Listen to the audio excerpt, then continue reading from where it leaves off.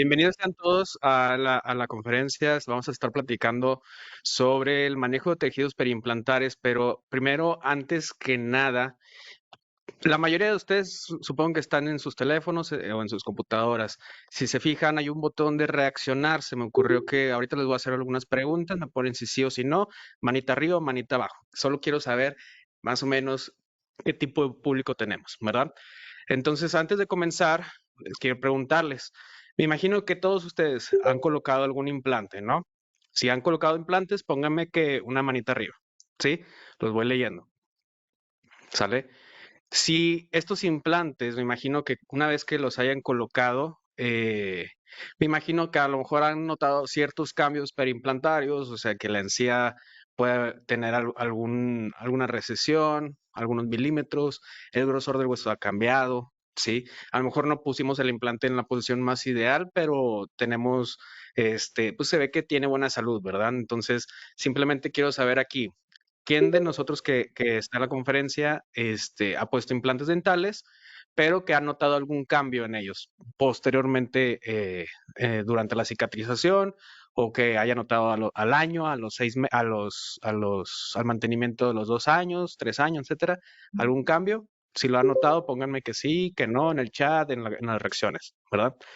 Y ahora, me gustaría saber qué tanto, qué, cuáles son si están conscientes de los beneficios que tiene una provisionalización inmediata después de conservar, pues, la arquitectura, ¿verdad? Entonces, si nosotros colocamos un implante inmediato, vamos a preservar la arquitectura gingival, estamos todos en el mismo plan, ¿no? Pero ustedes realizan dichas restauraciones, digo, a veces sé que a veces ponemos implantes y simplemente conforme a la técnica que sabemos, con lo que nos sentimos cómodos, pero sabemos que son técnicas totalmente predecibles. Entonces, simplemente pónganme ahí en el chat, ahí los voy leyendo más tarde.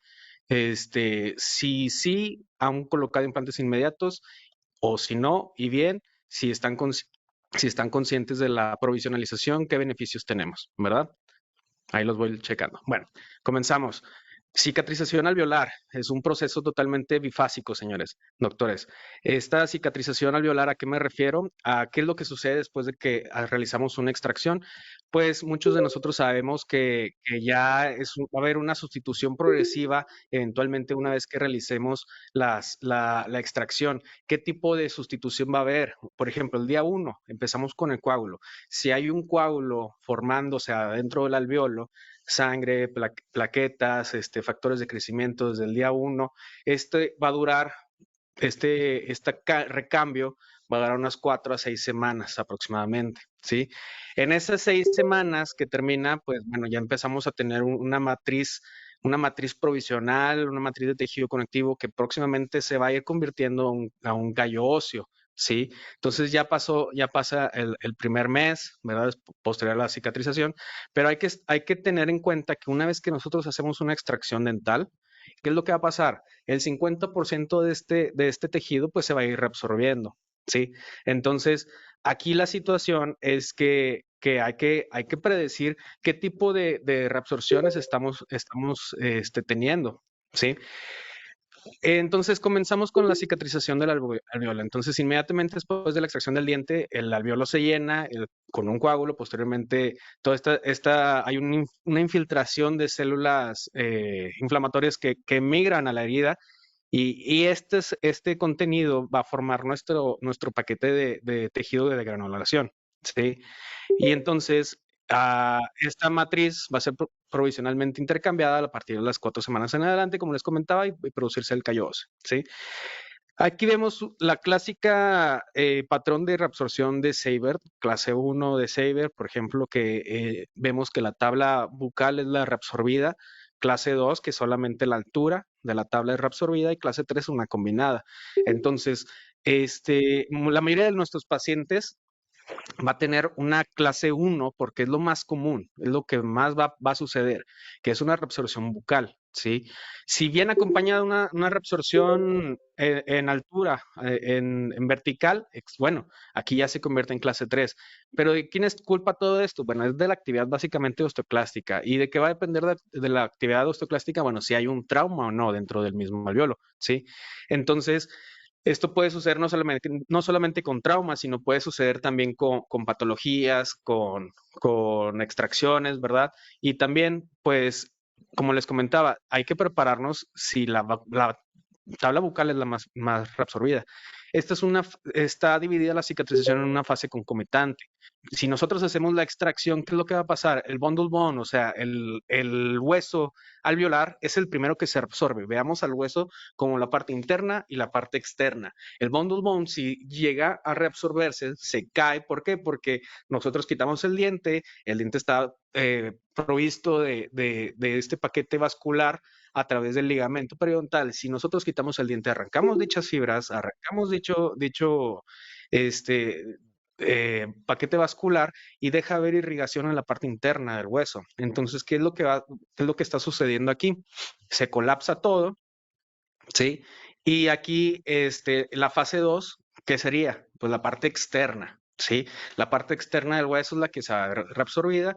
¿Y por qué? Porque aquí nosotros le estamos quitando pues el periósteo, ¿sí? El periósteo y la encía, si nosotros la eliminamos o hacemos el colgajo, ¿sí? Entonces aquí va a haber una reabsorción. Siempre en cada tipo de cirugía hay reabsorciones, ¿sí? Para que nosotros podamos colocar un implante dental y ocurra una buena osteointegración, pues es un proceso pues, delicado, ¿verdad? Es un proceso en donde debe haber una reabsorción previamente durante la colocación del implante y posteriormente una formación ósea, ¿sí? O sea, primero es la reabsorción y luego viene la formación, ¿sí? ¿Qué sigue? Bueno, necesitamos también dejar el implante fuera de un trauma quirúrgico, ¿sí? Mínimo trauma quirúrgico, que quiere decir cuidar las tablas mientras hacemos las extracciones. Si ya se hizo la extracción, pero tenemos un reborde muy delgado, pues irnos con muchísimo cuidado, ¿verdad? Planificar cuál va a ser el siguiente paso. Y también evitar evitar zonas de infección o micromovimientos durante la cicatrización, porque todo esto puede pasar que pues una fibroplasia. La fibroplasia pues es producida por, ya dígase, micromovimientos excesivos, falta de una estabilidad primaria. ¿Y en qué es lo que va a pasar? Pues va a haber una encapsulación alrededor del tejido del implante, lo que va a provocar pues un fracaso eventualmente del mismo. Entonces, si nosotros colocamos los implantes dentales, pues va a haber una reabsorción, primero que nada, de vestibular a lingual, ¿verdad? Y el margen en sí de la pared vestibular va a ser el que más se va a ver reabsorbido, ¿de acuerdo? Entonces, ¿qué cosas pueden mejorar nuestra osteointegración? Nuestra osteointegración va a ser básicamente definida por varios elementos. Por ejemplo, el diseño del implante. ¿Qué tipo de implante estamos colocando? ¿Sí? ¿Qué tipo de, qué tipo de cuerdas están siendo usadas dentro del implante? La forma, si es cilíndrico, si es cónico, en qué posición vamos a dejar el implante. ¿Sí? En relación al hueso, en relación a las crestas, si lo vamos a dejar subcrestal, si lo vamos a dejar al mismo equicrestal, ¿verdad? A la misma altura, y si el implante está grabado con, ¿cómo se dice? Sandblasteado o una superficie grabada con ácido o algún elemento que vuelva hidrofílico al mismo implante, ¿verdad? Todo esto ¿por qué se hace? Bueno, porque se quiere obtener un mejor contacto del implante con el hueso. Si vamos a hacer una carga inmediata o una carga tardía, ¿verdad? Bueno, vamos a ver qué tipo de procesos es lo que sucede después de una extracción o sea, el mismo momento, ¿verdad? ¿Qué otras cosas influencian a la osteointegración? Puede ser la configuración, el tamaño, del mismo implante. Entre más grandes sean las cuerdas, pues va a haber un poco mayor de estabilidad debido a que funciona como si fuera un implante cilíndrico. A pesar de que hubiera una de hueso que hay en la porción apical, ¿sí? Entonces, dichas cuerdas pues, nos ayudan muchísimo a estos tipos de tratamientos. La técnica quirúrgica, si haces el colgajo, no haces un colgajo, si haces un tratamiento inmediato o algo tardío, y las condiciones ideales en las que se encuentra el paciente, las situaciones ideales en las que se encuentra la cirugía. Por ejemplo, si realizas una técnica atraumática para la extracción dental, utiliza los periotomos, por ejemplo, para hacerlo de la forma más delicada posible. Si preservamos las paredes del alveolo, si no lo logramos hacer porque realmente la tabla es muy delgada o ya viene fracturada, etcétera, entonces ver cómo lo podemos ir resolviendo, ¿de acuerdo? Y dejar siempre el implante de perdido, si va a ser post extracción, que sea un implante que nosotros estemos colocando a 3 o a 5 milímetros de perdido apicalmente. Sí, entonces tiene muchísimas ventajas colocar un implante inmediato porque vamos a reducir ciertos porcentajes de la reabsorción ósea. Sin embargo, recordemos que por colocar un implante en un alveolo no quiere decir que no va a haber reabsorción, porque he visto en muchos, dígase, folletos, panfletos que a veces dan los dentistas, ¿no? De que pónganse un implante inmediato y no ya no va a haber reabsorción ósea. No, claro que va a haber una reabsorción, ¿sí? Pero según cómo vamos a realizar el procedimiento es cómo se presenta dicha reabsorción, ¿sí?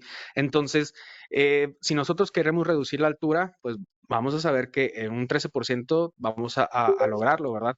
En este artículo, por ejemplo, de Mauricio Sanz, un rockstar ahí de la periodoncia, ¿verdad?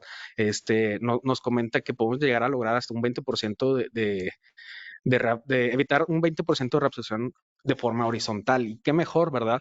Entonces, si nosotros colocamos también los implantes dentales de forma tradicional, o sea, abrimos un colgajo, colocamos el implante, bueno, la verdad es que tiene una excelente tasa de éxito. ¿Por qué no hacerlo? O sea, es simplemente saber cuándo hacer dicho procedimiento. Sin embargo, un implante inmediato, Lang nos dice que tiene desde un 96.8. Realmente no hay tanta diferencia, es un por ciento. No considero que sea estadísticamente relevante, pero ambas técnicas son muy predecibles. Eso es a lo que quiero llegar. Si ambas técnicas son predecibles, podemos realizarlas, doctores. Entonces, la pérdida marginal de hueso, pues va a haber una pérdida menor, ¿sí? Que esta puede llegar a sumar hasta 1.5 milímetros en el primer año. ¿Sí? Pero ¿qué sucede después de haber colocado un implante dental? Este mismo se va a llenar alrededor, el gap periimplantario o alrededor de las cuerdas, se va a llenar de un coágulo y este coágulo va a estar formado principalmente pues por plaquetas y ¿cómo se llama? Factores de crecimiento. ¿Qué sucede después de haber colocado el implante inmediato? Bueno, básicamente, cuarta semana, el coágulo va a ser reemplazado por el tejido óseo. Es casi como similar a la extracción, que al mes ya hay algo de tejido inmaduro. Si se fijan aquí en las fotos, ese tejido inmaduro ya está siendo colocado sobre la superficie del implante, así como se los voy señalando, donde están estos asteriscos, ¿sí? Pero ¿qué sucede? Eventualmente, ok, sí, se va llenando todo esto, estas cuerdas del implante, sí, perfecto, qué padre. Pero ¿qué sucede? Alrededor, en la zona marginal del hueso, o sea, aquí en la cara bucal, se va viendo reabsorbido, ¿sí? Aquí digamos que el implante ya lleva 2 meses, ¿sí? Entonces ya empezamos a ver ostionas, que son estos cuerpos formadores de osteoblastos, ¿sí? Para la octava semana. Y va a haber un mayor contacto del implante con el hueso, por lo tanto, ¿sí? Al cuarto mes, ¿qué va a pasar? Bueno, aquí ya vemos que hay una reabsorción de la tabla bucal, ¿sí? Todo esto se fue. Y por lo tanto, ¿qué perdemos aquí? Estabilidad primaria, ¿de acuerdo? Entonces, si nosotros perdemos todo este hueso, ¿qué debimos de haber hecho eso? ¿Qué debimos de haber hecho? Bueno, aquí debemos haber colocado una regeneración ósea para prevenir dicha reabsorción. Y por eso necesitamos materiales que no se reabsorban en tan poco tiempo. ¿De acuerdo? Por eso es bien importante saber cómo es el proceso de la osteointegración.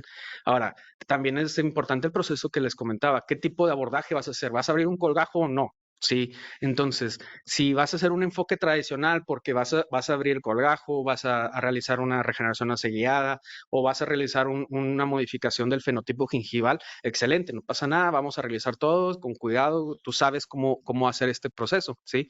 Entonces, La ventaja es que tienes toda la visión, tienes el acceso, te acompañas con radiografías básicamente y listo. Entonces, realmente esa es una gran ventaja de tener todo totalmente abierto. Pero ¿qué pasa? Bueno, hay una pérdida de osteointegración porque vamos a quitar el periósteo de la superficie del hueso, ¿sí? Va a haber, y por lo tanto va a haber una mayor disminución del contacto entre el hueso y el implante, ¿sí? Ahora, se reportó pues obviamente una cantidad mayor de reabsorción después de haber hecho el procedimiento. Si nosotros hacemos un procedimiento tipo flapless, bueno, ¿cuánto tejido contamos? ¿De acuerdo? ¿Tiene suficiente hueso? ¿Tiene suficiente encía? Por ejemplo, aquí en esta foto tenemos suficiente hueso, pero no suficiente encía de volumen, ¿sí? Entonces aquí habríamos que hacer posteriormente un aumento de este reborde, ¿sí? Con una modificación del fenotipo gingival, ¿de acuerdo? La técnica, pues ya la veremos, ya tendríamos que ver y analizar más adelante, ¿verdad? ¿Qué, ¿Qué cantidad de encía queratinizada tenemos? Recordemos que un implante, pues mínimo 2 milímetros alrededor de un implante, pero ya después de la cicatrización. ¿Qué quiere decir? Que cuando pongas el implante, hagas la cirugía y todo eso, bueno, va a haber una reabsorción también de este tejido queratinizado. Entonces, que tengas de perdido 4 o más milímetros para hacer este tipo de técnica, ¿sí? Si ves que no tienes encía queratinizada, no hagas ni siquiera el tissue punch, porque el tissue punch te va a quitar esa encía queratinizada que tanto vas a extrañar. Y mejor abre el colgajo y coloca el implante de forma tradicional y vas a conservar todavía esa encía queratinizada, pero probablemente vas a tener una reabsorción externa del hueso, pues, una reabsorción marginal, ¿verdad? Entonces, eso es a lo que me refiero, ¿de acuerdo? Muy bien. ¿Qué ventajas adicionales ofrece la cirugía flapless? En sí, pues mayor osteointegración, una menor reabsorción y una cantidad de procedimientos, en teoría, pues que no vas a necesitar tanto procedimiento adicional. Aquí vemos en un corte histológico cómo está el implante dental y en la superficie externa marginal, cómo se pierde dicho hueso. Entonces, por lo tanto, aquí en la tabla bucal, vamos a perder toda esta zona de estabilidad primaria, mientras que en una cirugía flapless veamos cómo se conserva totalmente todo ese hueso alrededor del implante. Entonces, hay muchas ventajas sobre hacerlo o no flapless, ¿verdad? Básicamente hay un más de contacto con el hueso en una cirugía flapless. Hay una superficie ocupada por el mismo hueso sobre la superficie y por lo tanto una menor remodelación de la superficie ósea. ¿Sí? ¿Por qué? Porque no estamos quitando el periósteo, no estamos quitando el plexo supraperióstico, que es lo que básicamente irriga al hueso marginal, ¿sí? Si tú quitas todo eso, si tú realizas el procedimiento con colágeno, pues va a haber una menor vascularización.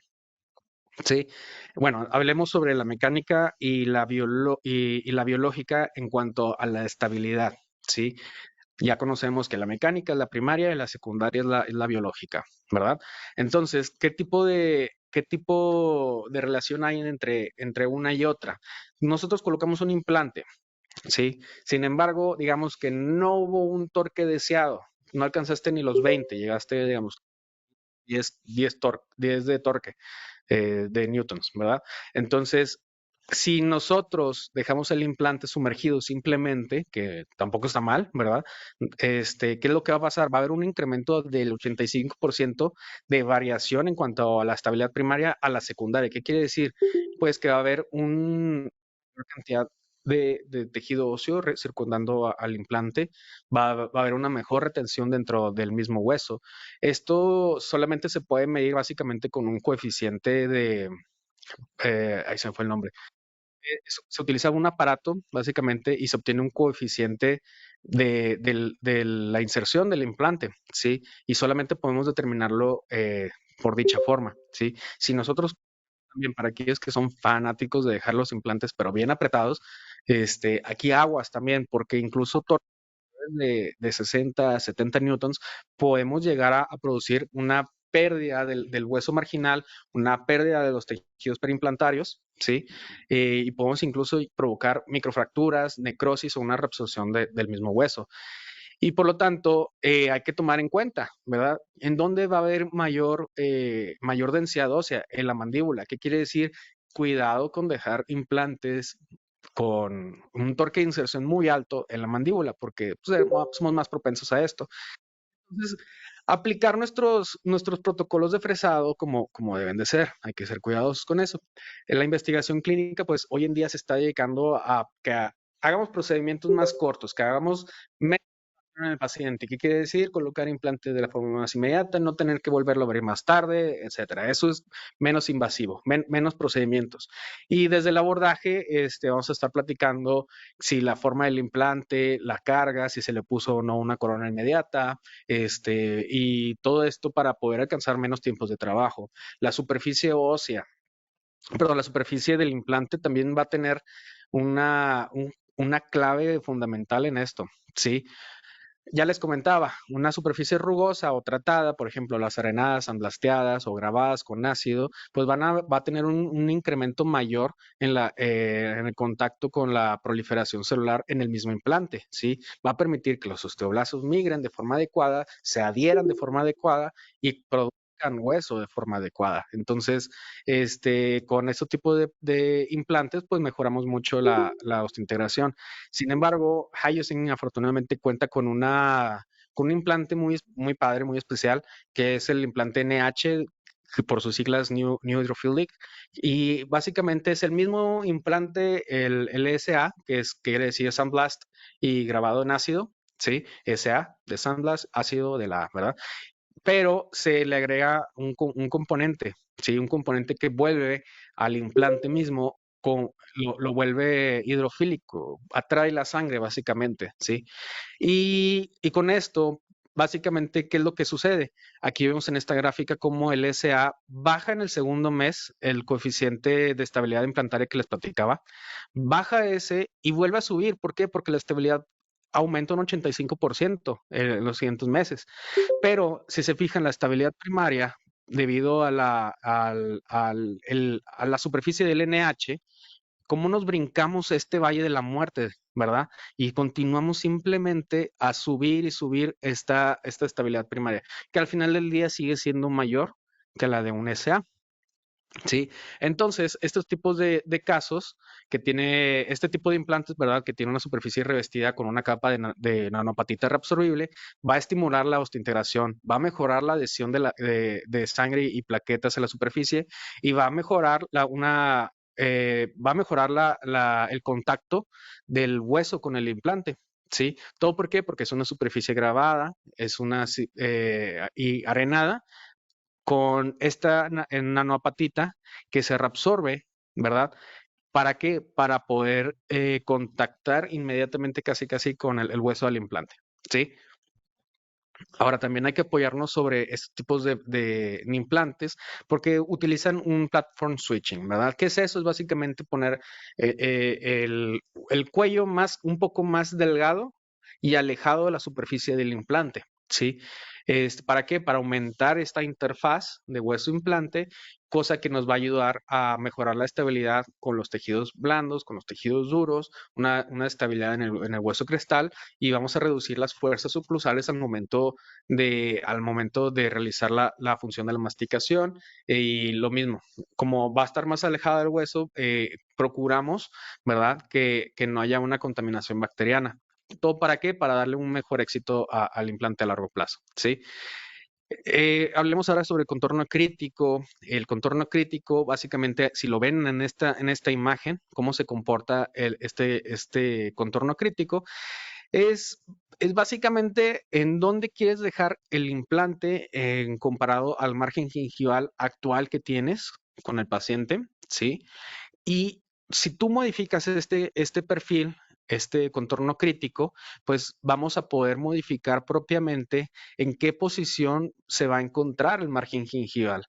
Este contorno crítico va a partir del margen gingival a 1 milímetro de forma apical, ¿sí? A toda esta porción azul que se ve aquí, ¿sí? ¿De qué nos sirve esto? Pues básicamente es el perfil facial del contorno, va a determinar el perfil del margen gingival, o sea, es controlar la localización de aquí, del cenit, el cenit de la restauración. ¿Para qué? Para modificar el contorno del margen, ¿sí? También Entonces, también la convexidad del contorno, contorno crítico clínico facial de esta porción va a poseer un efecto positivo si nosotros lo hacemos de manera apropiada. ¿Para qué? Para mantener un festoneado del margen gingival apropiado, ¿verdad? En contorno subcrítico, si se fijan aquí en esta superficie, ¿sí? Aquí lo divido con otro tipo de resina, ¿verdad? Esta es la porción del contorno subcrítico. Todo aquello que va 1 milímetro, a partir del milímetro del contorno crítico que iba hacia apical, a partir de ahí hasta la base del implante, ese es tu contorno crítico, ¿sí? Hazle todo lo que necesites hacer aquí.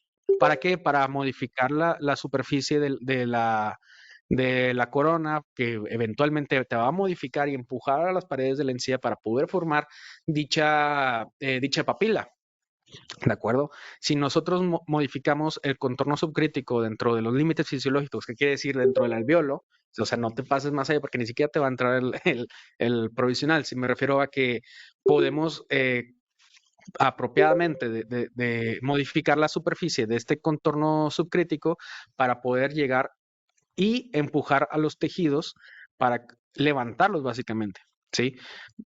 Aquí no importa qué tanto muevas acá, no se va a modificar el margen gingival, sino más bien es es para poder lograr ese volumen, ¿sí? Ahorita les explico un poquito más adelante. Ahora, las alteraciones, tanto del contorno crítico como subcrítico, pueden utilizarse para mejorar la estética, ¿sí? Por ejemplo, aquí vemos cómo el contorno crítico, este es otro diente, el otro era un canino, este es un central. Veamos cómo el contorno crítico estamos estableciendo aquí en la bajadita, en esta bajadita aquí de este perfil. Ahí es donde yo quiero poner la encía. Este es mi cenit, es el punto más alto. A partir de aquí, toda esta zona va a ser una zona de regeneración. ¿Regeneración de qué? Aquí está un coágulo, aquí hay hueso, aquí hay encía, aquí hay tejido conectivo que acabas de injertar. Todo eso se va a posar y esto lo va a mantener, ¿de acuerdo? En la parte posterior se recomienda, de hecho, que tengamos una superficie pues, lo más convexa posible, ¿sí? Eso es lo que les decía. Podemos llegar a modificar la superficie del contorno subcrítico para poder empujar y desplazar a la encía. Y si nosotros hacemos los movimientos de esta forma, podemos incluso ganar 1 milímetro o 0.5 milímetros de ganancia, ¿verdad? De la papila. Por ejemplo, aquí vemos qué es lo que se recomienda aquí. Bueno, hagamos un contorno convexo, ¿sí? Ligeramente convexo, pero este contorno crítico lo desplazamos de perdido 1 milímetro por debajo de la encía, ¿sí? Acá, ¿qué está pasando? Aumentamos la convexidad, hacemos que empuje la encía y la migre de forma coronal, ¿sí? Pero bajamos el contorno crítico, bajamos para permitir este desplazado hacia coronal, ¿sí? Hablemos de este otro artículo. Este es un metaanálisis bastante interesante. Tómale ahí una captura, para que después lo lean. Es básicamente estos autores, Tabelli, Urban, sí, entre otros, Homley Wang, por ejemplo, eh, hacen un metaanálisis de distintos procedimientos que van a modificar tu fenotipo gingival. ¿De acuerdo? Tu fenotipo perimplantario, perdón. Estamos hablando aquí de tejido blando, ¿sí? ¿Qué es lo que queremos modificar? Bueno, el espesor de la mucosa, el grosor de la mucosa y la altura del tejido supracrestal. Si nosotros modificamos la mucosa, ¿con qué objetivo va a ser? Para obtener esos 2 milímetros que queremos de encía queratinizada en tu implante dental. Si nosotros tenemos menos de esa encía queratinizada, bueno, hay que recordar que tu paciente va a ser más propenso a acumulación de placa, a inflamación, a presencias de recesiones de tejidos. Entonces hay que ser bastante cuidadosos al respecto. Sí, el grosor de la mucosa, entre más grosor haya, mayor estabilidad preimplantaria va a haber, menor cambios en el margen gingival. Y por lo tanto, si no hay cambios, eliminamos la probabilidad de que suceda alguna recesión y con ello vamos a mejorar al final la estabilidad preimplantaria. ¿Sí? ¿Qué más queremos modificar? La altura del tejido supracrestal, o sea, todo el tejido que esté sobre el implante, ¿sí? Ese es el tejido supracrestal. Y a mayor distancia, desde la cresta ósea hacia la dirección apicocoronal, pues va a haber una menor pérdida de ósea marginal, que quiere decir, si tus tejidos, si tu fenotipo es grueso, entonces, ¿qué va a pasar? Menos pérdida ósea, ¿sí? Menos cambios. y si nosotros aumentamos previamente el espesor, pues estamos previniendo. Por ejemplo, aquellos pacientes con un fenotipo delgado, si nosotros aumentamos el mismo día dicho fenotipo, vamos a minimizar los cambios. ¿De acuerdo? Vamos a empezar ahora sí con los casos. Vamos a hablar sobre implante inmediato, tardío, conformación de perfil de emergencia, coronas inmediatas provisionales. Vamos a comenzar. Es un paciente que viene a la consulta e indica, se me fracturó un diente, faltan otros y ya no sonrío mucho. ¿Sí? ¿Qué quiere decir? Es un paciente que ya vemos desde antes que tiene presencia de falta de autoestima, está algo deprimida, y ya no quiere continuar por el proceso en el que está, ¿sí? Este paciente es una paciente femenino, 59 años, múltiples sexodoncias, obturaciones, coronas que se le han realizado. No es alérgica a nada, una dieta balanceada, tiene un ejercicio de bajo impacto, se cuida bastante bien para la edad que tiene, ¿sí? Entonces, esta es una paciente de ASA tipo 1, paciente sin enfermedades, sin complicaciones, paciente saludable y que no ha sido sometida a una cirugía selectiva, ¿verdad? Entonces, en el examen intraoral y extraoral realmente no encontramos nada que valga la pena seguir indagando, más que la ausencia de la clases molares inexistente, del lado izquierdo inexistente, como lo vemos aquí en esta zona. Si observamos, en el cuadrante 2 hay una ausencia del sector posterior, con excepción del 2.7. Vemos en la superficie de este 1.1 y 2.1 que tienen unas carillas de resina ya mal adaptadas con recesiones de al menos 1 milímetro. Pareciera ver que se han manchado dichas restauraciones con el tiempo, que habríamos que eventualmente cambiarlas. Vemos una corona metal porcelana en el 1.6 y presencia de placa, ¿verdad? Pero después de realizar los sondeos y todo, pues, realmente no encontramos que sea una paciente periodontalmente activa. ¿Y cómo fuimos perdiendo estas piezas? Realmente la paciente cuenta que fueron por caries, fracturas y que se la han ido extrayendo. La clásica historia, ¿verdad? Aquí en las caras laterales, en el cuadrante 4, vemos cómo hay una corona metal porcelana también en el 4.4 y una recesión muy importante en el 4, perdón, en el 3.6 y la ausencia del 3.7, ¿sí? Vemos esta pérdida de altura, de esta reabsorción de Seibert perdón, es una clase 2 de solamente la altura, ¿verdad? Porque en estos casos, pues había suficiente, si se fijan, bastante hueso en la zona marginal bucal, ¿sí? Ahora, ¿qué vemos aquí? Un resto radicular. Si se fijan, piezas mal adaptadas, obturaciones mal adaptadas, acompañadas en todas las arcadas, ¿sí? ¿Y qué vemos? El 1.5 está fracturado. Una fractura vertical que le quita la función totalmente a ese diente en el 1.5, ¿sí? Y mandamos a pedir sus estudios de gabinete, que sería el CONVIM. Es básicamente su herramienta favorita de trabajo, doctores. Sí, básicamente con esto ustedes pueden realizar la operación desde antes, practicarla, verla, medir todas las veces que necesiten, sí, para poder que sus implantes tengan el mejor pronóstico. Vemos en la radiografía presencia incluso de la 8 en una posición distangular. Aquí vemos la pieza fracturada de la 1.5, la ausencia de la 2.5 y de la 2.6 y de la 3.6, ¿verdad? Entonces realizamos una segmentación automática del maxilar de la mandíbula y separamos a los dientes del maxilar, ¿verdad? ¿Para qué? Para poder nosotros realizar una extracción de forma digital previamente. ¿Para qué? Para saber qué tanto tejido es lo que nos queda, ¿verdad? Aquí vemos en una cara oclusal qué tanto tejido nos va a quedar posteriormente a la extracción. Entonces, en base a esto, nosotros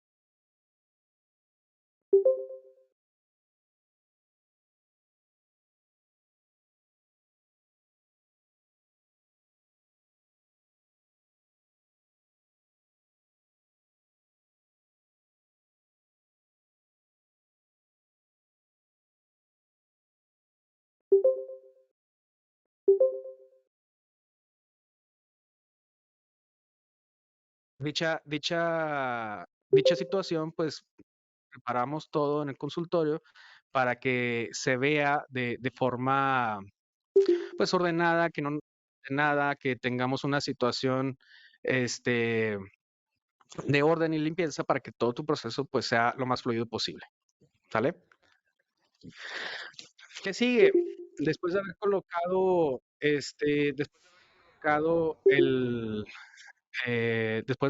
perdón, después de haber diagnosticado la situación, ¿sí? Vemos cómo incluso hay cierta movilidad de la corona, ¿sale? Y realizamos la extracción de la forma menos traumática posible, ¿de acuerdo? Veamos cómo se encuentra nuestro alveolo post-extracción totalmente intacto, ¿sí? Probamos nuestras guías quirúrgicas. Previamente, por favor, doctores, antes de presentar una guía quirúrgica, prueben los tubos guía, pruébenlo con su fresa del One Guide, porque si no entra, porque desafortunadamente, pues dependemos de una tercera persona que nos haga esto, a pesar de que esto es por computadora y las medidas son exactas, pues puede haber ciertas contracciones de la resina, porque todo esto es con resina, ¿sale? Entonces, aquí, ¿qué es lo que quiero que hagan siempre? Probar las guías quirúrgicas antes de la cirugía, ¿sí? Porque el día de la cirugía, pues realmente no vas a querer cambiar nada de esto. A mí me ha pasado que las guías quirúrgicas no quedan, se fracturan, lo que sea. A ustedes me imagino que también les ha pasado. Si no, les va a pasar, ¿verdad? Ojalá no es por echar la sal, ¿verdad? Pero es simplemente estar preparados, ¿sale? Entonces, ¿qué sucede? En este paciente, por ejemplo, en la, perdón, en el 1.5, colocamos un implante cónico de cuerdas agresivas, que es el TS4, ideal para zonas post-extracción, y simplemente llevamos y rellenamos el gap implantario con AOS, que es un injerto, es un seninjerto bovino que se reabsorbe en 4 meses. Es lo que les comentaba. Busquen injertos que tengan una tasa de reabsorción pues mayor, ¿sale? Entonces realizamos los fresados, este es el drill de 2, este es el de 2.2, no, perdón, este es el de 2.2, este es el drill de 4, ¿sí? Y nos quedamos en 4 porque sentí que verdaderamente el hueso era poco denso. Se colocó el implante y si se fijan, se rellena el gap preimplantario, se coloca un healing y lo dejamos ahí. Pero cuando hablo de dejarlo ahí es avanzamos al siguiente implante, ¿sí? O sea, dejamos aquí el healing, cuídamelo aquí tantito el violo, implante, y comenzamos a la siguiente fase, ¿sí? ¿Qué fase es? Aquí estamos platicando de que es el siguiente fresado, ¿sí? De un implante de 4x11.5 y en la zona posterior colocamos un implante de 5x10. Aquí ya no colocamos implantes TS4, sino un ET3, que es un implante más cilíndrico. ¿Para qué? Para aumentar la estabilidad primaria en una zona que ya empezó la reabsorción ósea hace tiempo. Entonces aquí lo que buscamos es una mayor estabilidad en un implante, en un hueso pues ya cicatrizado. Si se fijan, aquí en la tabla ósea, lo que hice en el sector posterior, en el sector del 6, aquí me detengo justo debajo del piso y después entro con mis osteotomos para realizar una pequeña entrada, ¿sí? Levantarla con nuestro instrumental, realizar una pequeña elevación de seno. ¿Para qué? Para que simplemente la punta sea aquella que entre y levante, ¿sí? Haga dicha elevación, ¿de acuerdo? Y que tener un poco más de hueso en la zona apical. Posteriormente, esta zona se va a ver rellenada eventualmente por hueso nuevo, debido a que la membrana Snyder es osteogénica por sí misma, ¿sí? Simplemente la levantamos. ¿Y cómo vamos a levantarla? Ahorita vemos. Aquí dejamos el implante de 4x11.5 a 35 newtons. ¿Y qué hacemos posteriormente? Realizamos una elevación hidráulica. Lo que hacemos aquí es, por ejemplo, yo cargo esta jeringa con 2.5 cc de suero, inyecto 5, lo retraigo, inyecto 1, 1 centímetro cúbico, lo retraigo, inyecto otra vez 1.5 y así me voy hasta llegar a los 2, ¿sale? Posteriormente, ¿cuánto levantamos? Podemos llegar a levantar 4 o 5 milímetros. Es saber qué tipo de técnica voy a utilizar para saber para qué tipo de implante voy a colocar. Entonces, solamente necesitamos muy poco espacio lo que vamos a levantar con esto. ¿Para qué? Para que simplemente la punta del implante quede sumergida dentro o mínimamente adentro de la superficie del seno paranasal, ¿sí? Y el implante, pues de 25 newtons. Aquí le podemos haber colocado también una corona inmediata, pero mejor deseamos dejarle simplemente su healing. Mientras, porque lo que les comentaba, cuídamelos aquí tantito, es ¿por qué? Porque aquí voy a trabajar fuera de boca. ¿Y qué es lo que estoy haciendo? Estoy haciendo las coronas provisionales y procurar que no te pases de 45 grados en cuanto a a la superficie, ¿sí? Si nosotros, de esta forma es a lo que me refiero. Si tú te pasas de, de esa cantidad, pues va a haber un menor mantenimiento del margen gingival, mientras que un margen, una angulación de 30 grados va a preservar de una manera superior. Por ejemplo, aquí tengo 45, estoy básicamente en el límite. Realmente, ¿por qué? Porque la superficie, por ejemplo, aquí yo pongo el implante, pero hasta acá tengo mi margen, ¿sí? ¿Por qué? Porque es un implante post-extracción. Todo esto es básicamente un gap perimplantario, ¿sí? Que previamente rellenamos. Y en esta zona, por ejemplo, este sería el del 2.6, pues aquí tenemos una mayor facilidad de realizar una angulación de 30 simplemente, ¿sí? Entonces, nuestra restauración temporal nos va a dar soporte a los tejidos blandos para evitar así el colapso de los tejidos bucales e interproximales. ¿A qué se refiere? Por ejemplo, esta es la línea del contorno crítico, esto punteado es el, es el contorno subcrítico, todo lo que va alrededor de la corona. Sin embargo, este espacio verde, eso es el que yo les platicaba, ese es el espacio de regeneración. Aquí es muy importante cómo podemos llegar a utilizar ¿cómo se dice? Dicha superficie de nuestra corona para permitir un espacio de regeneración y procurar la regeneración de los tejidos periimplantarios, perdón, eso es a lo que trataba de decir. Y con ello, pues, ¿cuál es el objetivo? Bueno, mantener la arquitectura que ya existe en el tejido blando, ¿sí? ¿Y cómo lo vamos a hacer? Bueno, vamos a evitar, primero que nada, tú colocas la corona y no debe haber compresión. Si hay compresión, si ves tejidos isquémicos y no cambian su coloración, estás haciendo muy apretada la corona. ¿Qué quiere decir? Estás dejándola muy convexa, ¿sí? Entonces, vamos a evitar eso. Y con ello vamos a permitir espacio en este proceso regenerativo. Observemos cómo este efecto de paraguas o el umbrella effect, ¿sí? Re- resguarda muy bien esta zona regenerativa.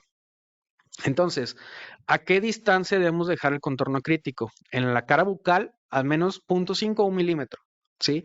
Y en la cara palatina debe ser igual o equidistante al margen gingival. Y lo mismo va a ser en las papilas interproximales, ¿sí? Y el contorno subcrítico, ¿de acuerdo? Tan cóncavo posible sea. Sí, perdón, hace un momento dije convexo, perdón, es cóncavo. Esta es la concavidad que deseamos. Convexidad, ¿cuándo? Cuando queremos desplazar a la encía, pero en forma interproximal, ¿de acuerdo? Entonces, aquí colocamos y realizamos nuestras coronas provisionales, las colocamos en el momento de la cirugía, ¿sí? Y así se ven caras laterales. Vemos como ya estamos formando nuevos márgenes, ¿sí? En base a nuestras restauraciones inmediatas. Obviamente aquí las dejé fuera de oclusión para evitar cualquier tragedia, básicamente. ¿Por qué? Porque es una zona de alta tensión masticatoria, altas fuerzas de oclusión. Si se fijan, aquí incluso estoy tratando de obligar a la encía a que se mantenga. ¿Con qué? Con una fijación por medio de una adhesión con resina, ¿sí? Y así se ve el mes, vemos cómo los tejidos están totalmente bien adaptados, no hay mucha retracción realmente si nos fijamos, aquí no hay básicamente retracción de los tejidos, aquí incluso la encía empezó a dominar el healing, ¿sí? Y en esta porción, aquí sí hay algo de retracción. ¿Qué sucedió aquí? A lo mejor me pasé de convexidad, ¿verdad?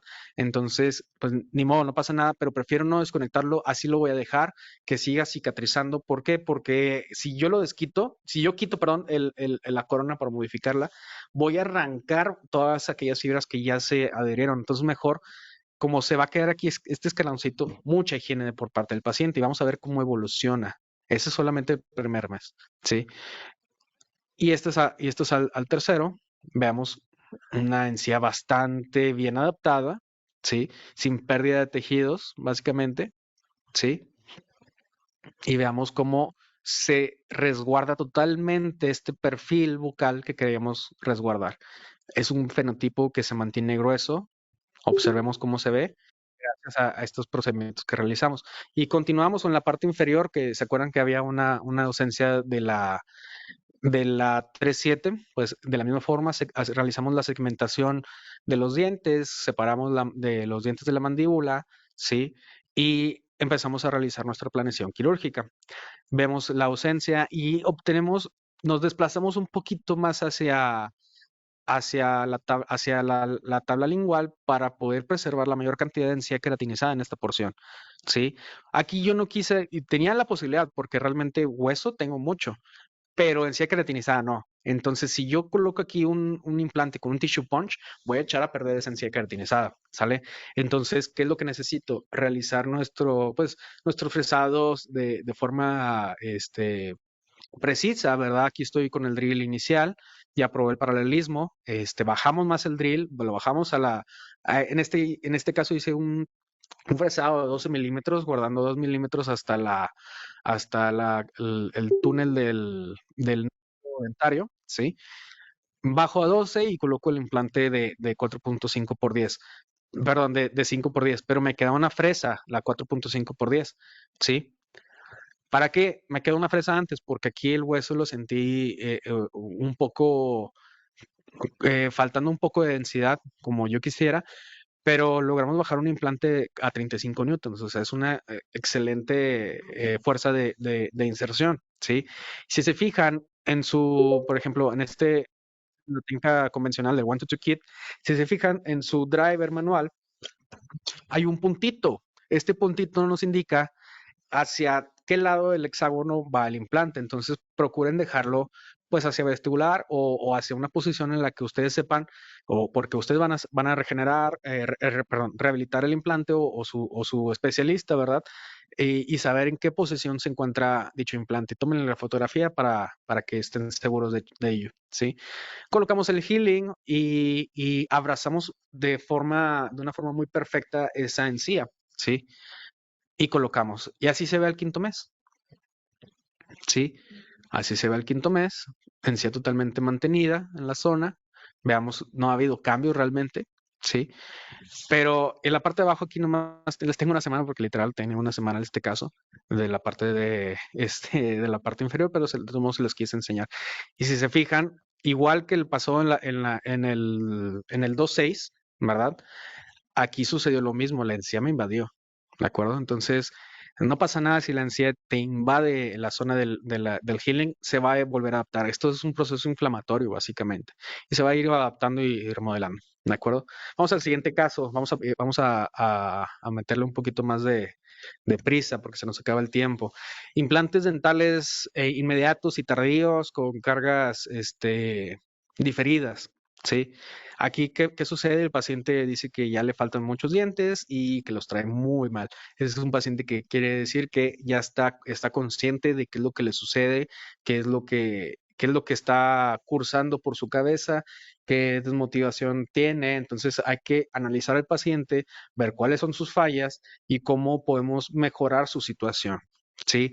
Es un paciente que tiene 67 años, masculino, y este paciente es hipertenso.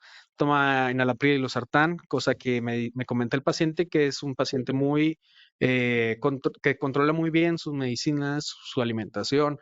Es un paciente que hace ejercicio, pero no hay, ¿cómo se dice?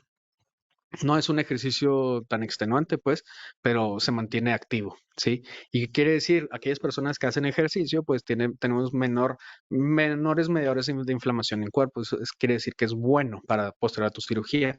Por lo tanto, es un paciente ASA tipo 2, que quiere decir que es un paciente con enfermedad sistémica leve o controlada, que no lo va a incapacitar. Y pues, avanzamos con el caso de forma, pues, regular. Es un paciente que anteriormente ha tenido una cirugía en la lengua, que tiene una cicatriz.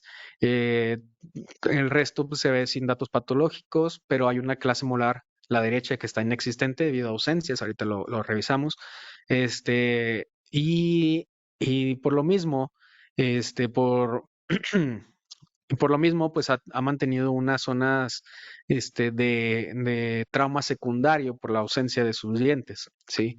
¿Y qué le han provocado? Pues recesiones múltiples, ¿verdad? Entonces, paciente vemos que tenemos una ausencia del 18, del 16, del 14, o más bien que está indicado ¿cómo se dice?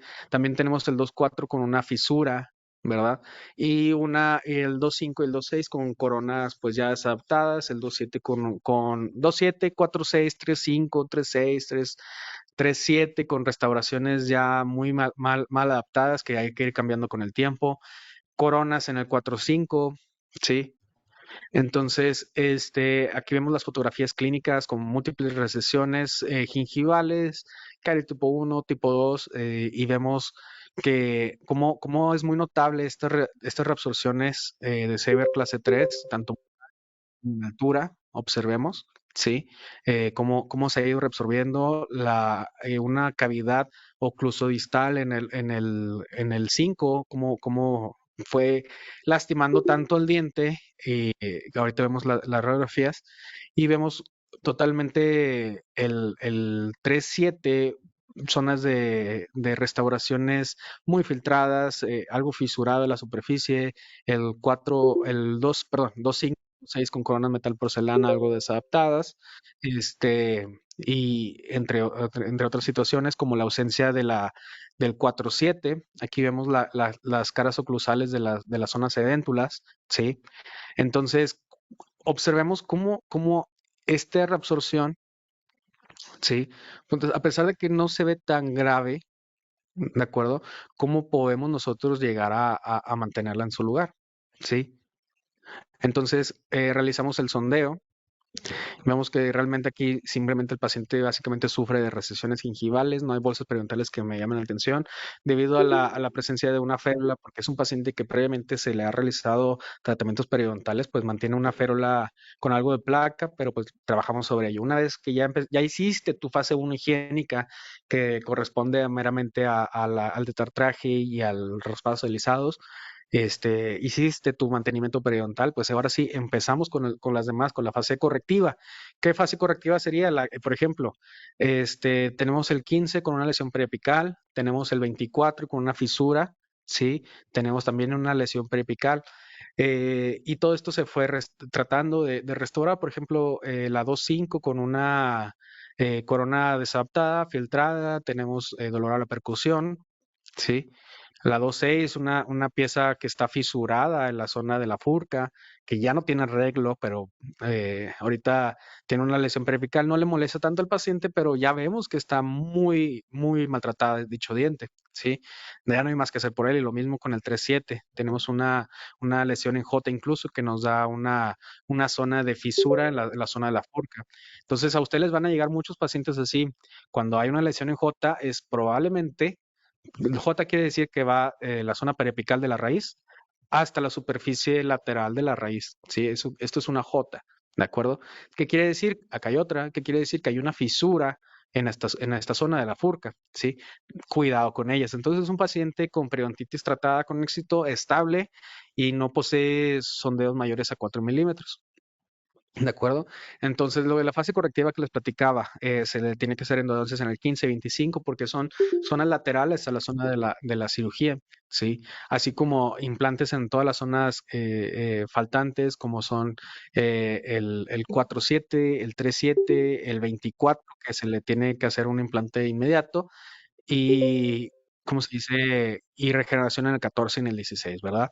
Así como extracción del 27 y 28, pero este lo vamos a dejar básicamente al final para que el paciente mantenga la dimensión, ¿sí? Entonces empezamos con las endodoncias, no me voy a meter mucho aquí porque realmente pues no es de lo que venimos a platicar, pero se le hace la endodoncia al 14 y al 20 y al 25 y al, perdón, al 25. ¿sí? Sin embargo, en esta situación, pues sucede algo inesperado en el 25, ¿sale? ¿Qué pasa después? Realizamos un escaneo de la zona, mandamos a realizar las coronas, hacemos todo el proceso de forma con CAD/CAM, ¿sí? Porque pues es más precisión, más simple, rápido y tiene una alta función y alta estética, ¿sí? Entonces, así es como vamos a ir cambiando las coronas del paciente. Todas esas lesiones que había, las vamos a ir modificando. Entonces, en el implante 4.7, ¿qué sucede? Colocamos el implante de forma guiada porque realmente fue el primer implante que se le colocó al paciente. El paciente, pues medio inseguro, y uno trata de convencerlo, de decirle, el implante son seguros de colocarlos, la técnica es de esta forma, que para mantener lo más tranquilo al paciente es, pues sabes que si gustas, para que no haya fallas de nada, podemos realizarlo con una guía clínica, así se le comentó al paciente, acepta el paciente, se le muestra la planificación y comenzamos. De esta forma, lo mismo. Si aquí yo no hice un tissue punch porque yo tenía muy poca encía creatinizada y realicé una incisión crestal, ¿sí? Y comenzamos a bajar las fresas, ¿sí?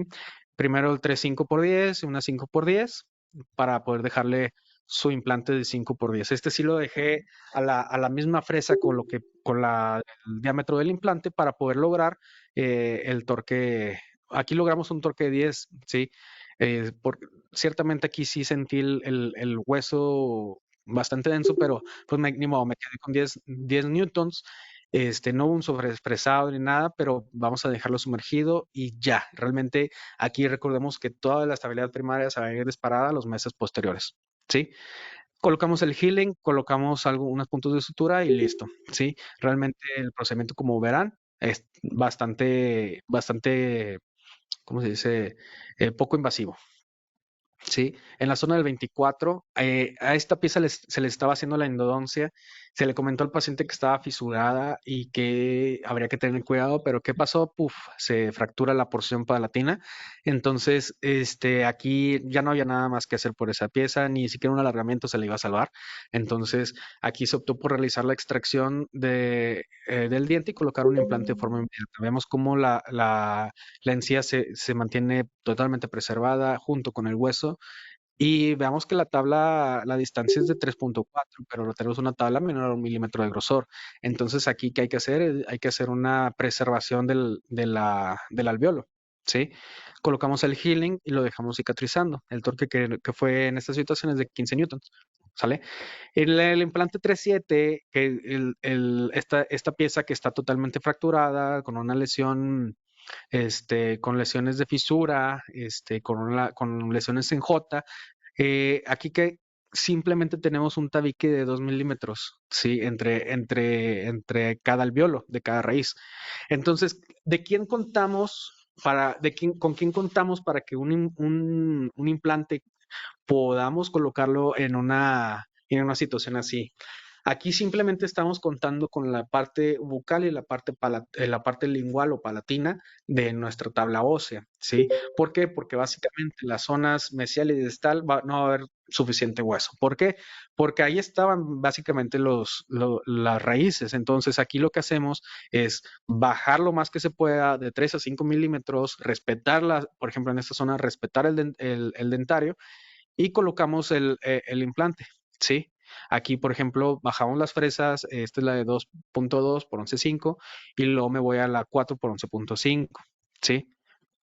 Bajamos el implante y este es un implante que bajó a 15 newtons, perfectos y suficientes para dejarlo sumergido. Rellenamos el alveolo con el AOS, ¿sí? Recuerden que necesitan un injerto que mantenga el volumen, ¿sí? Como es el AOS, que tiene una alta conductibilidad, ¿sí? Y forma un excelente andamiaje. Realmente cuando lo empapamos en sangre, ¿sí? Es como un putty, ¿verdad? Entonces, es tan maleable que es fácil de dejarlo. A mí me gusta mucho realmente utilizarlo. Me mantiene bastante bien el volumen y a largo plazo. Y la humectabilidad de sangre absorbe según la sangre como centímetros cúbicos haya de hueso. Si aquí tienes 1 centímetro cúbico, va a absorber 1 centímetro cúbico de sangre. ¿Sí? Entonces, colocamos el injerto óseo, lo dejamos sobre la superficie, ¿sí? Colocamos una membrana, la fijamos con el mismo healing, como si fuera una corbata, ¿verdad? Y la bajamos a la membrana, la atoramos en la superficie vestibular y palatina sobre el colajo, se fija, ¿sí? Y de esta forma queda el implante. A las 8 semanas vemos que no hay mucha reabsorción, ¿sí? Así, este es el aspecto a las 20 semanas, ¿de acuerdo? Sí, veamos como los tejidos totalmente ya desinflamados, bien adaptados, un margen de 2 milímetros de densidad queratinizada, ideales para el mantenimiento, ¿sí? El implante 14 va a ser un implante tardío, al igual que el del implante del 16, ¿sí? Se planifica la situación, realizamos los fresados, comprobamos su paralelismo, bajamos el implante, cuyo torque nos fue de 35 newtons subcrestalmente.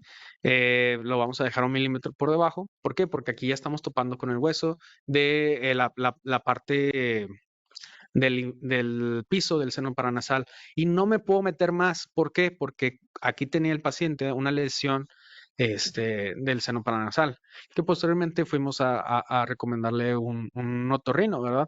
Pero mientras yo no podía realizarlo, el paciente pues tampoco estaba muy deseoso que abordáramos esta situación. Entonces, se colocó, por ejemplo, aquí un implante de 4 y en la parte posterior vamos a colocar uno de 4, 5, ¿sí? Entonces, de la misma forma, colocamos el implante, vemos que la superficie del hueso es muy delgada, entonces realizamos el cribado, ¿sí? La osteotomía. Tú la puedes hacer, por ejemplo, con sécreas, con una 701, 702, lo más fino que puedas y una profundidad realmente aquí no varíe, no te pase de 2 milímetros o 1 milímetro, ¿sale? Simplemente lo que necesitas es que haya un flujo de sangre, ¿sí? Entonces, todas las fresadas, yo le recolecto el hueso, y este hueso autólogo lo voy a colocar encima, justo encima del hueso del paciente o del implante del paciente. Realizo la adaptación de la membrana, de la Osguide, ¿sí? Y de la misma forma voy a adaptarla sobre la regeneración ósea y atraparla con el mismo healing, ¿sí? Entonces, aquí vemos cómo ambas situaciones fueron compensadas, ¿sí? Y listo, simplemente dejamos cicatrizar, así se ve a los 2 meses en la porción del cuadrante 2, perdón, del cuadrante 1 y en el cuadrante 2, 4 meses, y así se ven 8 meses de cicatrización y 4 meses en el cuadrante 4 y 3 respectivamente. ¿Sí? Posteriormente vamos a cambiando los aditamentos, aprovechar el platform switching. Aquí estamos incrementando hasta 6 milímetros de diámetro en la superficie del aditamento, del transfer, ¿sí? ¿Y qué vamos a hacer aquí? Aquí al paciente se le realizó un protocolo digital para poder realizar el cambio de esta fase del healing a las coronas, ¿sí? Mientras tanto se dejó en provisionales, ¿sí? Dichos provisionales fueron adaptando nuestro margen gingival, ¿sí? Nuestro perfil de emergencia. Fíjense cómo está bien cuidado, en un tejido grueso, separado del mismo implante, no está inmediato, ¿verdad? Entonces todo esto va a mejorar la estabilidad del mismo implante, ¿sí? Vemos cómo incluso puede llegar a haber porciones de injerto atrapadas en la misma encía, no pasa nada, no son factores irritantes, ¿sí? Y no te va a modificar nada, simplemente está ahí atrapado, se va a ir reabsorbiendo con el tiempo. Y lo mismo con esta situación, un excelente perfil de emergencia. Y aquí simplemente vamos colocando los transfers, quitamos todas las coronas provisionales, ¿verdad? Y se hace una cimentación fuera de boca, llevamos con el driver ¿cómo se llama? El implante, a la corona del implante, se sella la entrada de la chimenea con resina y se prueba y se quitan puntos de contacto pues, que pudiera llegar a haber, ¿no? Sí, lo mismo pasa en la situación del cuadrante 4 y cuadrante 3.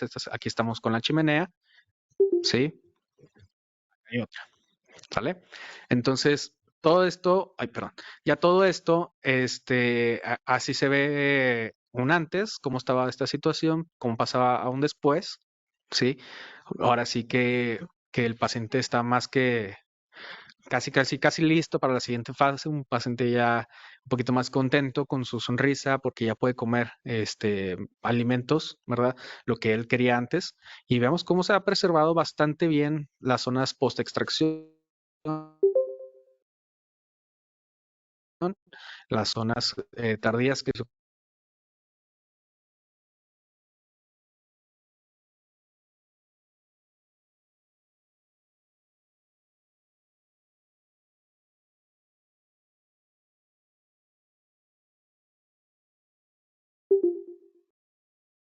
de un injerto de tejido conectivo en un sí, por supuesto, sobre todo porque pues para darle mayor tiempo de vida y estabilidad a ese implante. Entonces, como les comento, cementamos todo por fuera, ¿sí? Ubicamos muy bien el hexágono, ¿sí? Y, perdón, y ahora sí, cementamos todo. Eso es a lo que nos queda una encía creatinizada, perdón, una encía, un volumen de encía un poco, pues, delgado y algo que me comienza a llamar la atención, esta recesión que teníamos desde antes, ahora sí empieza a salirle una caries y ahora sí que voy a empezar a tratar de cuidar esto para que no avance más. Entonces, ahorita estamos trabajando, pues, en esta, en esta circunstancia. Pero si se fijan, es un paciente que ya vamos a ir completando poco a poco su mordida, ¿sí? Y es un paciente que actualmente está bastante contento con su situación. Y qué mejor que un paciente contento, pues un doctor contento, ¿verdad? Entonces, mientras tanto, este paciente está sometido a tratamiento de mantenimiento periodontal cada 3 meses, se le hace su limpieza y cuidamos de dichos implantes, ¿verdad? Pasamos al siguiente caso. Este es un caso más sencillo y más rápido, que es un implante tardío, pero guiado por computadora, que se le realiza una regeneración ósea guiada, se le aumenta el fenotipo y el paciente se va con una corona inmediata. ¿Sale? Este es un paciente que dice que no está comiendo a gusto y que no quiere que se le enchuequen los dientes. Obviamente la clásica, ¿verdad? Que un paciente, eso es sobre todo un paciente joven de 40 años, bueno, joven entre comillas, como nosotros, ¿verdad? Entonces, es un paciente que es un paciente sin enfermedades sistémicas, pero que ya ha sido expuesto a exodoncias debido a caries, y por lo tanto, eh, restauraciones múltiples, obturaciones, coronas, puentes y todo eso, ¿verdad? Entonces, él es un paciente que ya ha pasado por varias manos, es un paciente que mantiene una dieta balanceada y se mantiene en forma, ¿sí? Es un paciente tipo 1 porque no tiene enfermedades sistémicas ni nada que lo incapacite. Y aquí no nos llama nada realmente la atención, todo está sin datos patológicos, más que la, básicamente, pues las ausencias dentarias que mantiene, y que es un paciente con bruxismo, que hay que cuidar de ello, por cierto, ¿sí? ¿Por qué? Porque el mismo bruxismo puede echar a perder la estabilidad de tus implantes dentales, ¿sale?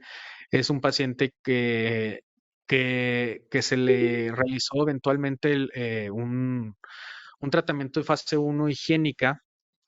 Sí, porque mantenía, ahorita ven las fotos, mantenía zonas de recesiones gingivales, ¿sale?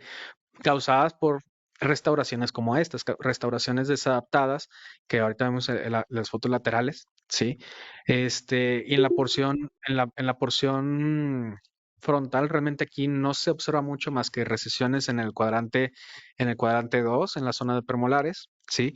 Y en general no posee, no posee bolsas periodontales superiores a los 4 milímetros y todo eso fue resuelto. Sin embargo, obviamente cuando nosotros queremos colocar en un implante, pues hay que realizarlo en las mejores circunstancias posibles. ¿Qué quiere decir? Pues una zona limpia, ¿verdad? Desinflamada. ¿Por qué? Porque todo eso implica pues mayor sangrado, mayor presencia de hematomas y todo eso, ¿verdad?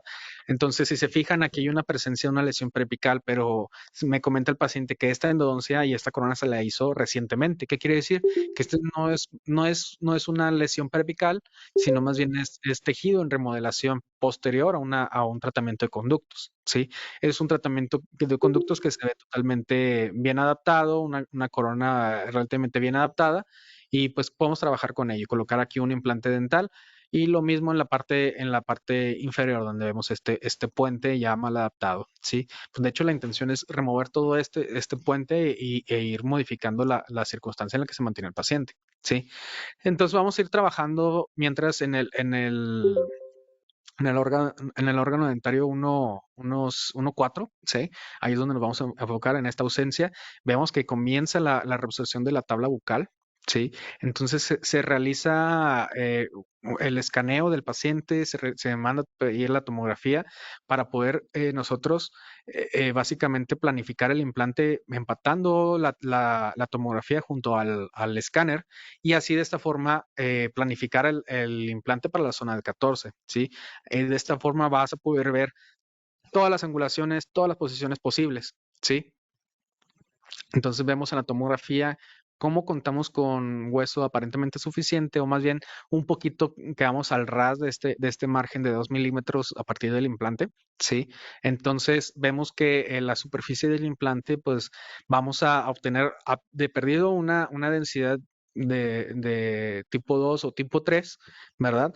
Que nos puede llegar a mejorar el pronóstico en el implante inmediato, perdón, en el implante tardío. Entonces, aquí realizamos, despegamos la encía. ¿Por qué? Porque abrimos el colgajo, porque tenemos contemplado realizar la regeneración ósea, una modificación del fenotipo por medio de un injerto de tejido conectivo y colocamos y probamos previamente la guía quirúrgica. Realizamos los fresados, recolectamos todo el hueso, ¿sí? Bajamos las fresas y este implante también se quedó a una fresa menos. Este es un implante de 4 por 13 milímetros, es un implante largo. Y mientras vamos a realizar una incisión. Aquí yo estoy utilizando una plantilla en base a a un papel de mi hoja de bisturí. Yo la medí previamente, a aproximadamente unos 12 milímetros de distancia. Realizo la incisión a 3 milímetros por debajo del margen gingival de la porción palatina. Aquí lo estoy haciendo para evitar todo este paquete vascular, ¿sí? Y evitar tocarlo y evitar cualquier hemorragia, ¿sale? Y posteriormente evitarle también cualquier tipo de necrosis cuando retomes este tipo de injerto, ¿sí? Desafortunadamente, cuando tomamos porciones de aquí, porciones de tejido conectivo van a ser ricos en tejido adiposo y glándulas salivales, cosa que pues no nos sirve tanto, sí, o sea, nos estorban un poquito y hay que modificar el tejido, hay que hacer el trimming, al menos a un grosor de 1.5 o 2 o no más de 2 milímetros, ¿verdad? ¿Por qué? Porque un grosor mayor a 2 milímetros puede provocar un fracaso por morbilidad, porque fue tan grueso el injerto que estás colocando que no permite que los vasos sanguíneos lo atraviesen y por lo tanto puede producir una morbilidad aquí propiamente, así como nos lo comenta Sukeli, ¿verdad? En este artículo de 2020. Aquí vemos que nuestro injerto es de unos, ¿cómo se dice? 11 milímetros de largo por aproximadamente unos 6 milímetros de ancho y con un grosor de 1.5, ¿verdad? Entonces colocamos el injerto, lo presentamos, ¿verdad? Este tipo de injerto utilizar para aumentar el reborde alveolar, ¿sí? Con este tejido conectivo, ¿para qué? Para poder nosotros lograr y aumentar en sí la función, la estética y la higiene de este proceso, de este reborde, ¿de acuerdo? Y por lo tanto vamos a darle mayor estabilidad al dicho implante, ¿sí? Entonces, de la misma forma, realizamos el cribado de la superficie ósea, probamos el implante, ¿sí? Probamos, perdón, este es un aditamento provisional, este es de metálico. Hay aditamentos plásticos de color blanco para las zonas estéticas y están estos otros que me gustan. Este personalmente me gusta mucho porque pues, hay ciertas medidas que son más adaptables que el de plástico, por ejemplo, o siento yo, pero este tipo de aditamentos sí los puedes colocar en anteriores, pero tendrías que utilizar Bueno, yo he utilizado resinas pues más opacas que no permiten que esto se vea, ¿sí? Entonces, por eso pues no hay que utilizar el aditamento que tú gustes. Si se fijan, aquí toda esta porción vestibular del hueso, aquí lo que nosotros hacemos es colocar el hueso que obtuve del fresado, colocarlo sobre la superficie y luego sobre ello colocar el injerto óseo del AOS, ¿sale? Entonces, ¿cuándo vamos a lidiar con una regeneración ósea? Bueno, aquí dependiendo, si lo colocaste inmediato, si lo colocaste tardío. Básicamente, si tenemos un gap mayor a 1.25 milímetros, vamos a realizar el injerto.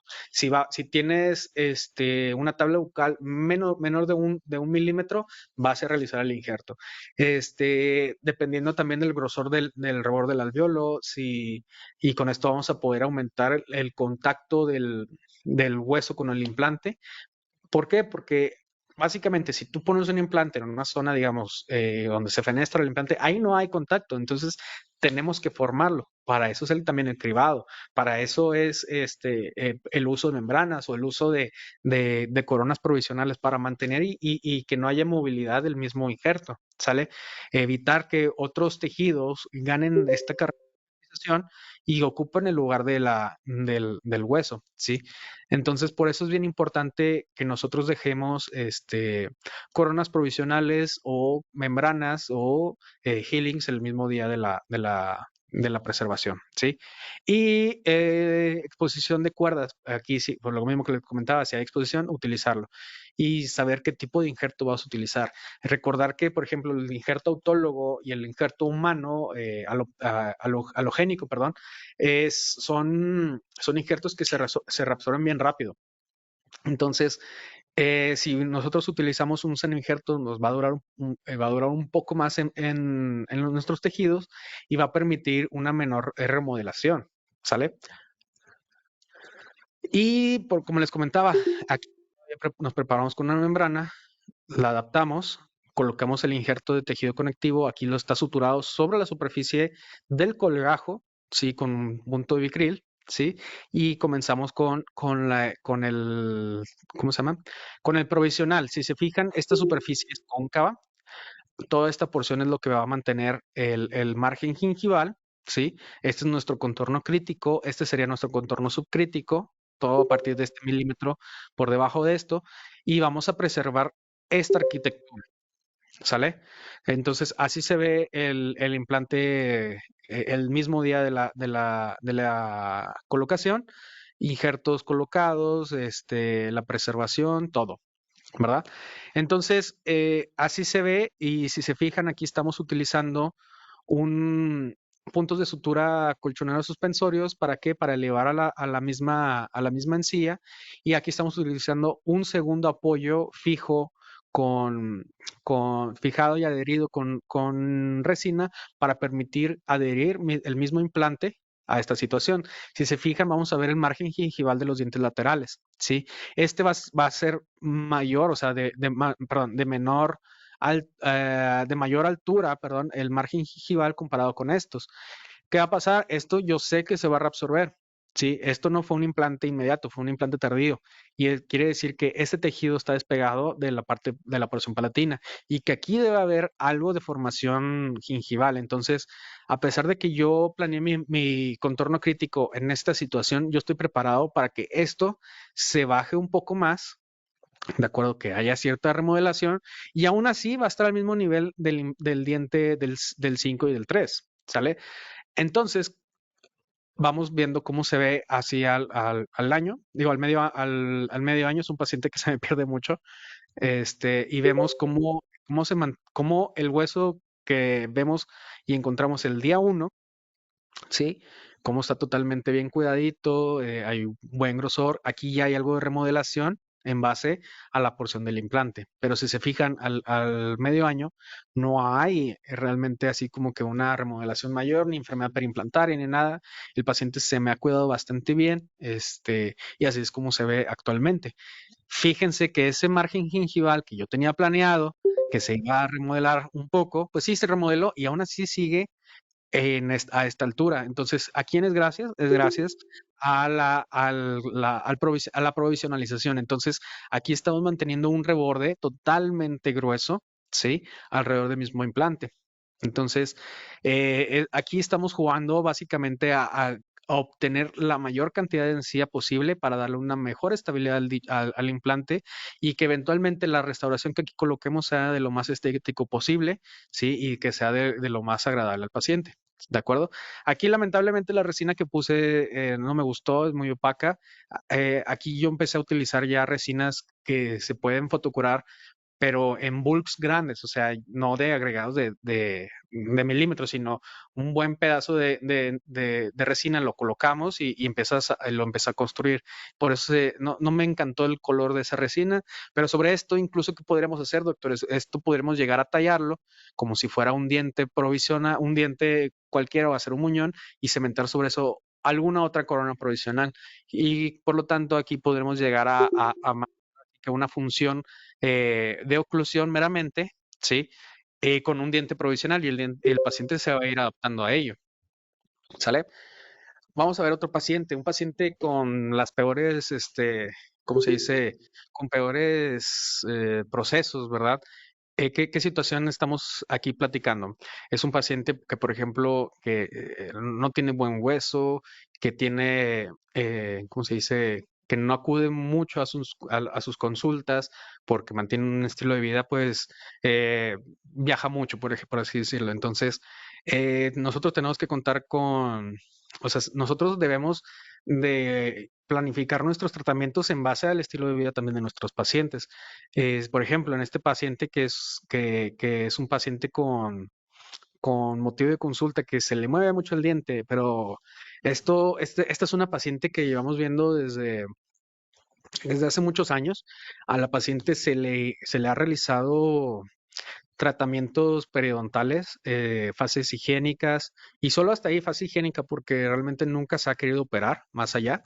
Y por lo tanto, pues es un factor que nos limita mucho. Entonces, si tu paciente no se quiere ni siquiera extraer un diente que ya no funciona, pues, ¿qué es lo que sucede? Se van a ir perdiendo los tejidos circundantes, cosa que le sucede a nuestro paciente. Es un paciente femenino, 65 años de edad, con presión arterial alta, que también toman alapril y losartán, mantiene que un historial bucal de múltiples exodoncias, obturaciones, recesiones gingivales y es un paciente con tratamiento periodontal que ha estado acudiendo a sus consultas de mantenimiento propiamente, ¿sí?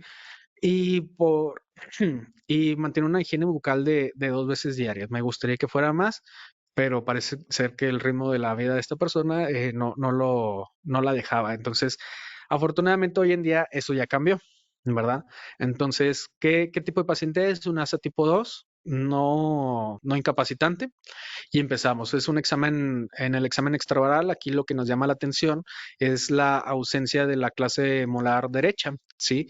En general todo lo demás se ve sin datos patológicos, pero también me llama la atención que padece aquí ya un frémito, el órgano dentario 2.2, y por lo tanto, y también padecía de una fístula, ¿sí? Entonces, ahorita les muestro las imágenes, por ejemplo. Miren cómo aquí en la vista frontal, el 2.2, cómo se ve totalmente extruido fuera del arco. Y vemos que es un paciente que tiene una fístula en esta zona apical al 2.2 y una porción bastante inflamada, ¿sí? Vemos cómo verídicamente todo el resto de su situación se ha ido controlando muy bien, no hay mucha inflamación, pero solamente en este diente que no se me dejaba que se lo quitara ni nada, empezó con este problema, ¿sí? Entonces, estas son las vistas laterales, ¿sí? Y observamos cómo se ve bastante pronunciada esta lesión. La ausencia también de la 4.7 y, y múltiples recesiones también gingivales debido a una presencia de periodontitis actualmente pues controlada, ¿verdad? Sin embargo, ya después de haber realizado toda la terapia periodontal, ¿sí? Aquí lo que vamos a hacer con este caso es lo siguiente, ¿sí? Una vez de que hayamos extraído dicho órgano, Sí, porque la paciente, después de haberle realizado el tratamiento periodontal, donde vemos que tenemos sondeos de 6, de 5, de 7, en otras zonas igual de 6, de 7, en la zona del 1,7. O sea, sí tenemos lesiones verticales que hay que ir arreglando, ¿verdad? Pero lo primero que me comenta la paciente es que primero lo de enfrente. ¿Por qué? Pues es lo estético, es una dama que le importa su apariencia, ¿verdad? Ya todo lo demás, pues no se ve. Entonces, ya una vez que realizamos todo el tratamiento periodontal, hacemos los mantenimientos, aquí como ven, ya no está extruida, pero pues ¿qué pasó aquí? Aquí simplemente realicé la extracción, decapitamos la corona, quitamos la raíz y se adapta perfectamente a la zona, ¿verdad? Obviamente aquí yo ya estoy cubriendo con resina y adhesivo la porción apical del diente para evitar, pues básicamente una inserción de la encía sobre el mismo diente, ¿sí? Pero lo que vamos a hacer aquí es conservar de perdido este margen, ¿no? Entonces, aquí solicitamos la tomografía del paciente, vemos que totalmente, ¿qué encontramos aquí? En la zona de la fístula, pérdida de la tabla bucal, ¿verdad? Totalmente. Entonces, para este caso, dije, aquí tengo que hacerle una cirugía guiada por computadora porque no hay otra manera de que pueda dejarlo aquí, un implante. ¿Por qué? Porque yo ya había visto la tomografía, una situación muy delgada, ¿sí? Como vemos aquí, veamos cómo básicamente el implante queda básicamente al ras de esta situación, ¿sí? Pero sé muy bien que esta parte de aquí puede ser que no verdaderamente sea este grosor, sino que sea un poco más delgado. ¿Qué pasó en esta situación? Vemos que la densidad en sí es del tipo 2, tipo 3, ¿sí? Pero ¿qué sucede? Ya quitamos la férula para poder colocar el implante y vemos cómo se mantuvo este reborde alveolar, preservando la arquitectura del diente. Sin embargo, pues presentamos nuestra guía quirúrgica, ¿sí? Abrimos, no le quito encía queratinizada porque de nuevo no tiene, ¿sí? Y solo voy a abrir porque voy a hacer otros procedimientos. Y oh, sorpresa, la guía quirúrgica que quise utilizar, ¿sí? Pues como que no embonó de la mejor manera y no me encantó cómo fue el primer fresado.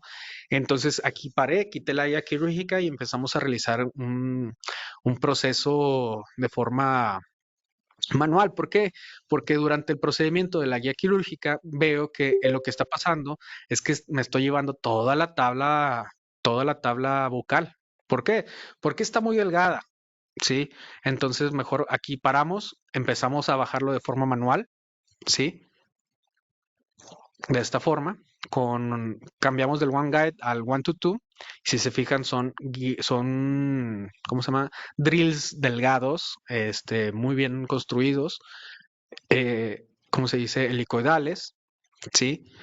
Aquí vemos cómo estaba ferulizado antes, la presencia de la ausencia del hueso, colocamos las fresas, ¿sí? Y dejamos en una posición, ya sabía que iba a salir por vestibular desde antes en la planeación, la chimenea del implante, ¿sí? Sin embargo, lo queremos dejar lo más posible hacia palatino. ¿Por qué? Porque hay ciertos aditamentos que podemos utilizar para resolver este tipo de situaciones. Como tal, si sería, por ejemplo, un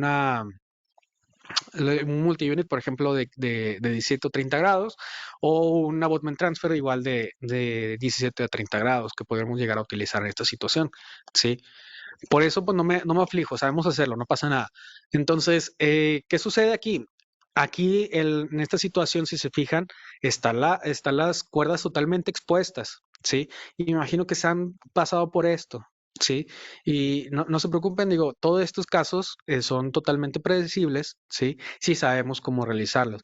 Coloquemos el implante, tenemos una superficie de 3 a 5 milímetros por apicalmente, sin problemas en esta zona. Entonces sí obtenemos una estabilidad primaria. Y aquí, ¿qué hay que hacer? El cribado, ¿sí? Y regeneramos. Colocamos nuestro AOS, ¿sí? Y en esa situación no pude recolectar mucho hueso del paciente y entonces simplemente dependemos del AOS. Si se fijan, mantiene perfectamente el volumen que yo les había platicado, que tiene una excelente consistencia una vez humectado en sangre, ¿sí? Llevamos nuestra membrana, es una membrana de, creo que, si no me equivoco, de 15 por 20. Colocamos la membrana, la atrapamos y sobre eso todavía vamos a realizar esta técnica para proporcionarle este tejido conectivo. Aquí lo que hago es una incisión eh, paralela al margen gingival del paladar. Abrimos con pinzas un poquito, ser lo más, lo menos traumático posible. Y si se fijan en esta situación, ¿sí? Aquí ya se empieza a ver nuestro tejido conectivo, ¿sí? Aquí lo que puedes hacer son dos cosas. Haces una incisión hasta que topes al hueso, tomas el buzzer, por ejemplo, que tiene una cuchara de esta forma, e intentas despegar lo más que puedas. Puedes también colocar hay otro instrumento, el Holling Back, por ejemplo. Puedes hacer exactamente lo mismo y angularlo para poder meterlo de esta forma y desinsertar el tejido conectivo. Y ya posteriormente lo puedes ir adelgazando fuera de boca. ¿Sale? Entonces ya tenemos el injerto de tejido conectivo, lo adelgazamos lo más que se pueda. Aquí la foto no le rinde tributo, pero sí se dejó a 2 milímetros el injerto. Entonces se coloca sobre la pared interna del colgajo vestibular y este caso, pues no se pudo colocar ni siquiera una corona inmediata por ausencia de un torque alto. Entonces aquí obtuvimos, si no me equivoco, 15 newtons. Sí, obtuvimos 15 newtons, ¿no? En el implante. Por lo tanto, aquí no es candidato para una carga inmediata. Lo dejamos en healing, sí, para que vayamos moldeando los tejidos y que no perder tanto ese margen que ya habíamos formado. Si se fijan, de todas maneras me va a quedar un poco disparejo del margen gingival.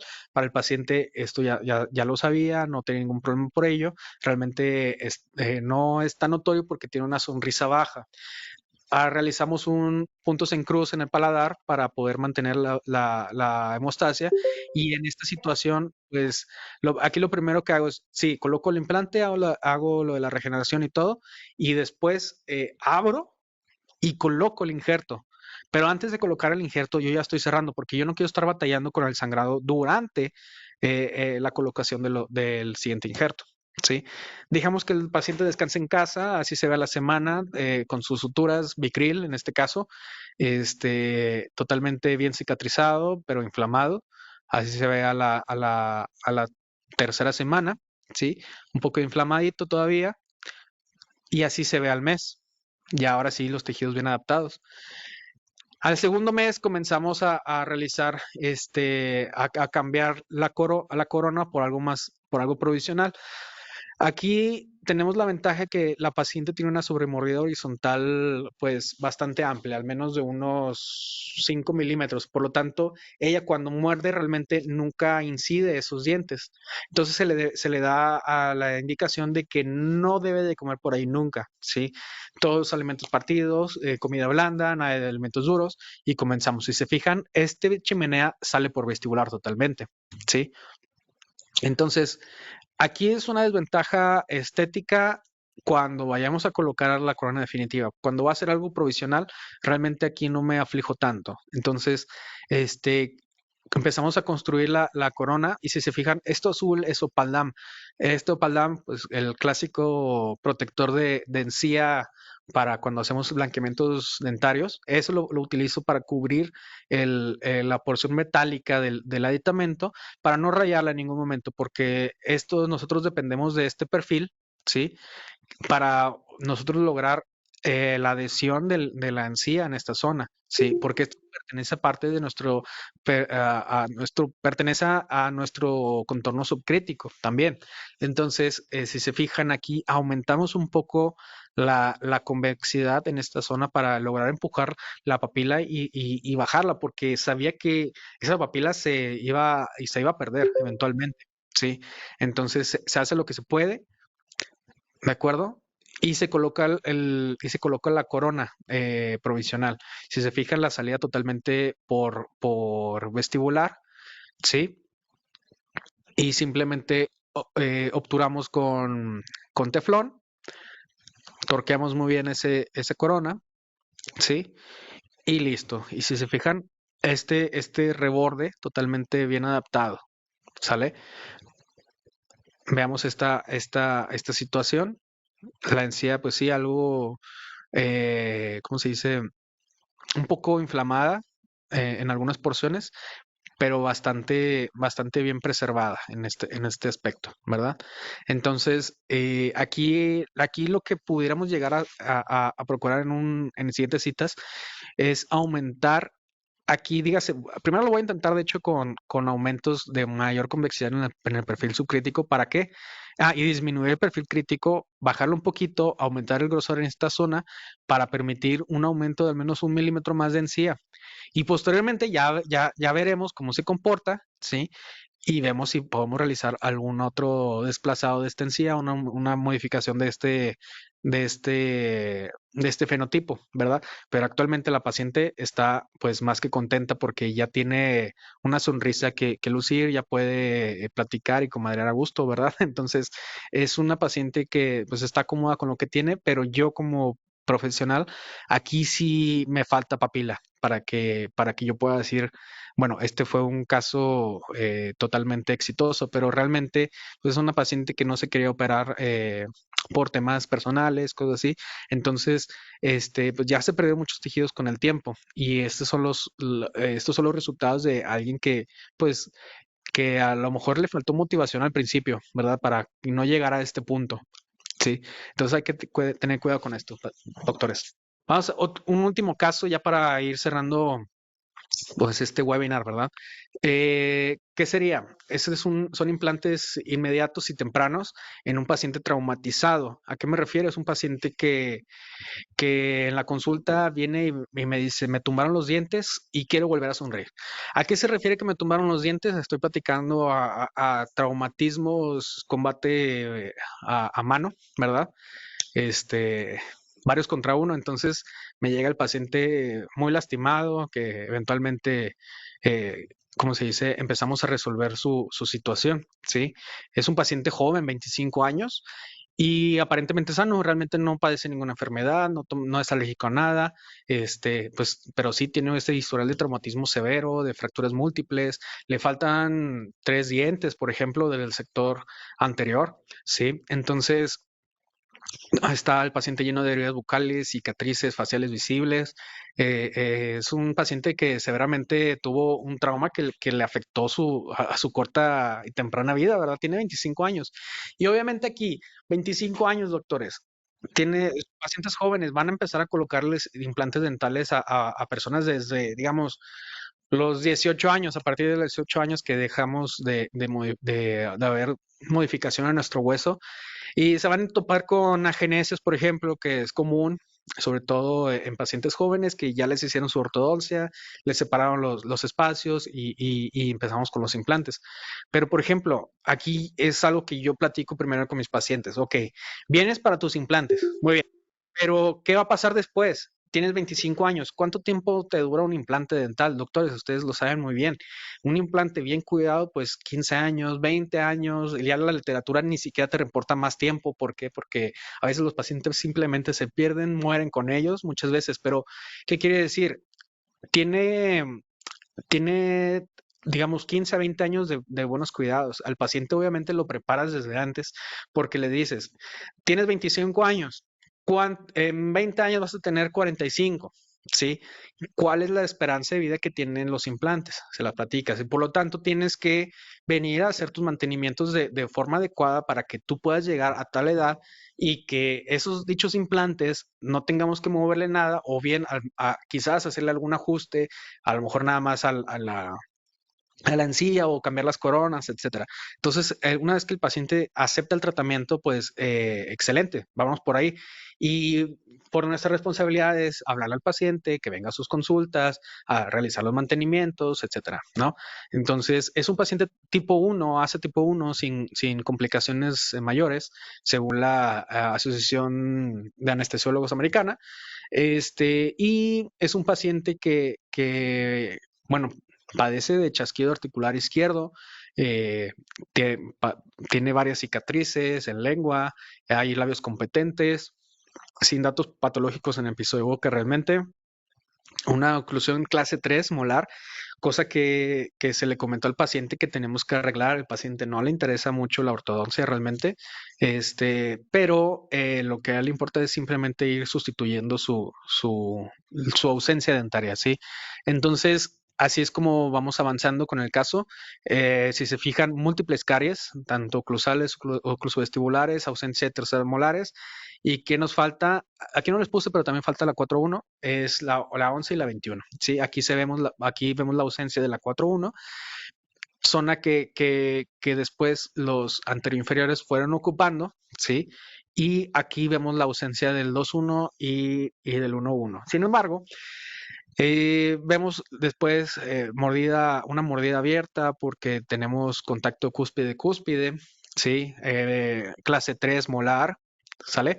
Entonces, aquí la situación es que vamos a empezar a colocar estos implantes y posteriormente a mover esta porción, toda esta porción, perdón, la porción del oclusal inferior, a moverla en cuerpo, a juntar, posiblemente tendríamos que juntar y se va a quedar probablemente en tres anteroinferiores, o bien si es que hay los espacios suficientes, esto ya entraría por la parte de ortodoncia, si tiene los espacios suficientes, bueno, separar aquí y colocar un implante, ¿sí? Lo ideal, pues obviamente entre menos procesos que le hagamos a nuestro paciente, excelente. Realmente aquí estos dientes sirven solamente de incisión. Aquí lo que tenemos que hacer entonces sería llevar una terapia de ortodoncia posterior a la colocación de los implantes. Mientras tanto, el paciente lo que necesita, pues sí, es sustituir esos dientes y no lo quiere hacer de forma, pues dígase, protésica con un puente o de forma removible. ¿Sale? Entonces se debe dejar los implantes básicamente en la mejor posición posible para que en un futuro no tengamos tantas situaciones, dejarlas justo en la línea media, bueno, no en la línea media, sino a las zonas correspondientes donde iría en los centrales, ¿verdad? Entonces aquí vemos cómo se va abriendo la mordida en el sector anterior, laterales que parecieran cortos, pero realmente es solamente el del 1-2, debido a que aquí sí trae una obturación algo corta realmente el tamaño de la corona comparada con el 2-2, ¿verdad? Y vemos en la tomografía cuando se solicita que aquí vemos pérdida de la tabla bucal y de la altura. Y oh sorpresa, aún tenemos una raíz. Entonces, esa tenemos que eliminarla por completo. Sí, entonces en el caso se planificó la parte higiénica, se planifican los implantes guiados por computadora para dejarlos justo en el mejor lugar de forma ortodóntica y protésica y realizar aquí aumentos del fenotipo y de regeneración en óseas, ¿verdad? Entonces, aquí empezamos a planificar el caso, se ve cómo, digamos, de este paciente, perdón, tiene una clase 1 de CAN respecto a un reborde en el sector antero superior, en una zona estética, ¿sí? ¿Qué quiere decir eso? Que es básicamente la mejor posición que puedes tú toparte dental en la porción anterior. Entonces son porciones que te van a permitir que tú salgas la chimenea por palatino. Sí, veamos cómo se ve en esta zona. Se planifican también las coronas, se planifica la línea de inserción, sí, así está la corona, la raíz, perdón, de la porción del 1-1, sí, en semejanza al caso.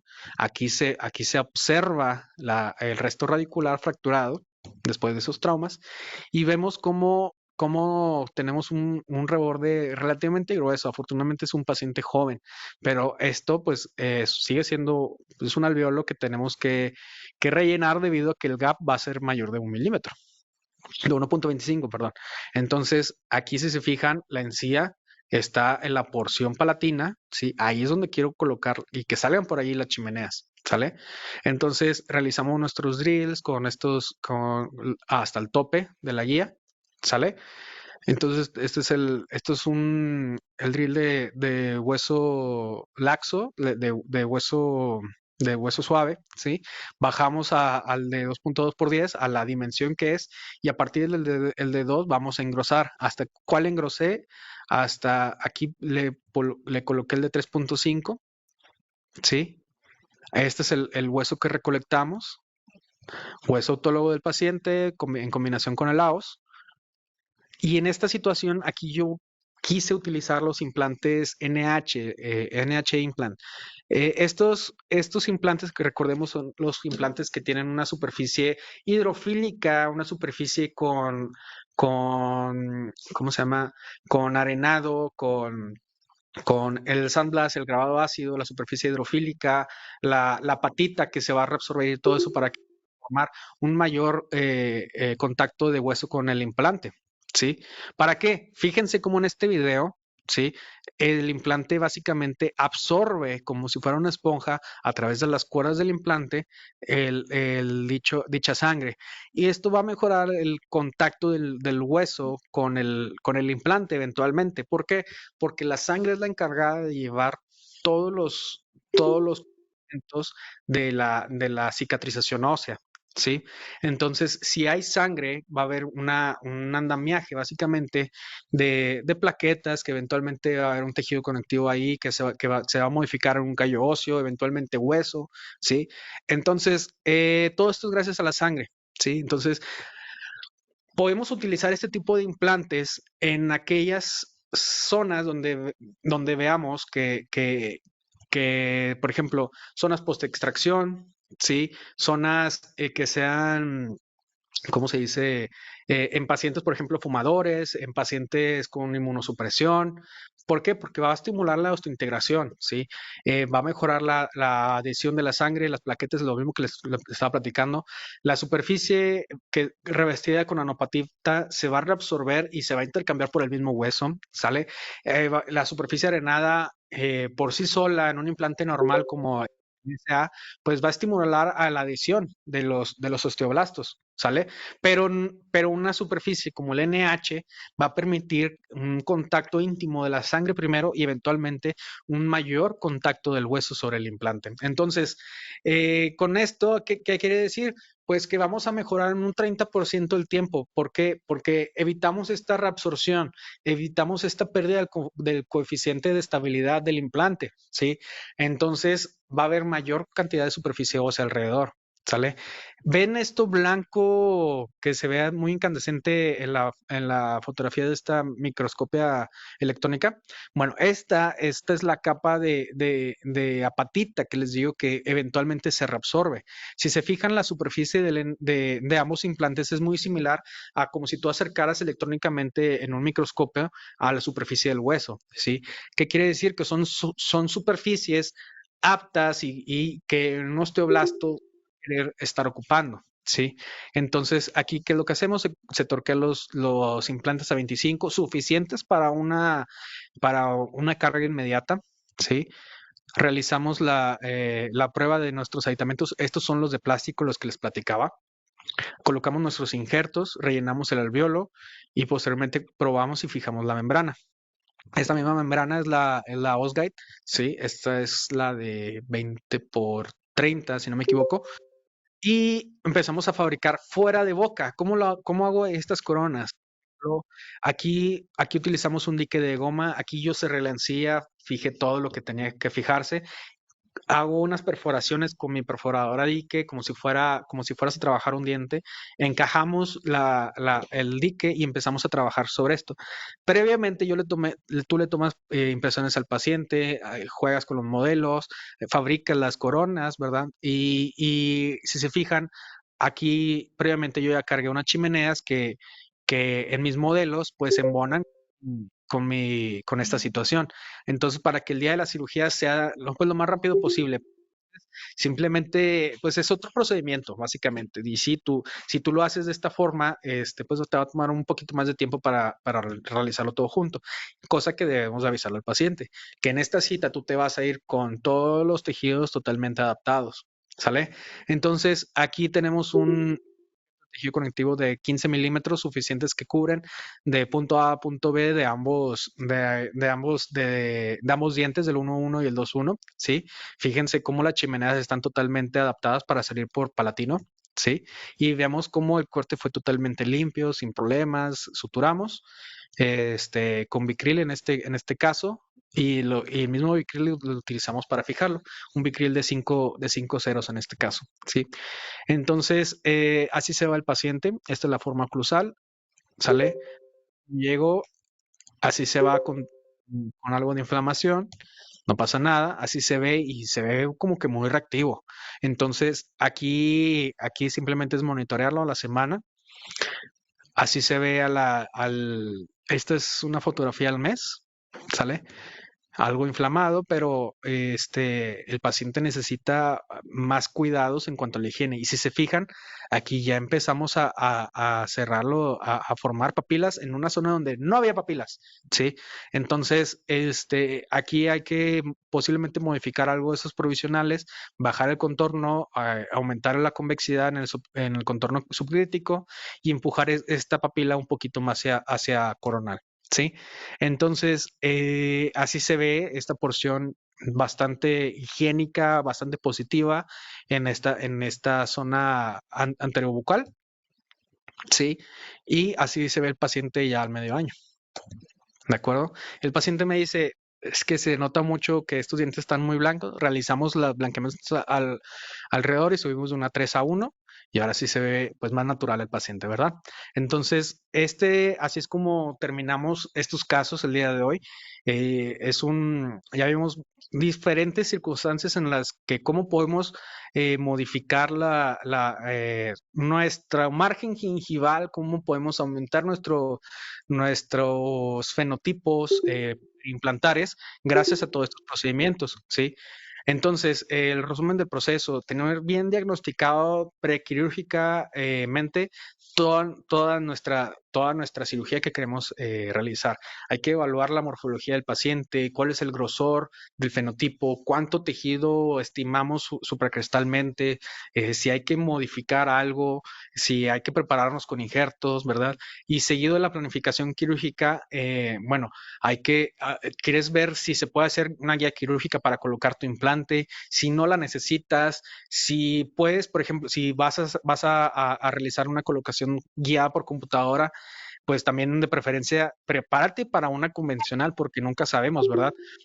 Gapper implantarios, rellenarlos, si estos son mayores a 1.25 y el engrosamiento de los tejidos blandos, la modificación del fenotipo, saber diagnosticarlos. Por ejemplo, cuando tenemos menos de 2 milímetros de densidad queratinizada, cuando tenemos un reborde menor de 2 milímetros de grosor supracrestalmente y lo mismo de la morfología de la mucosa, el grosor de la mucosa, es cuando necesitamos aumentar nuestros tejidos. Si tenemos una carga inmediata, bueno, contar con que nuestra carga inmediata va a acondicionar todos nuestros tejidos blandos durante el proceso de cicatrización.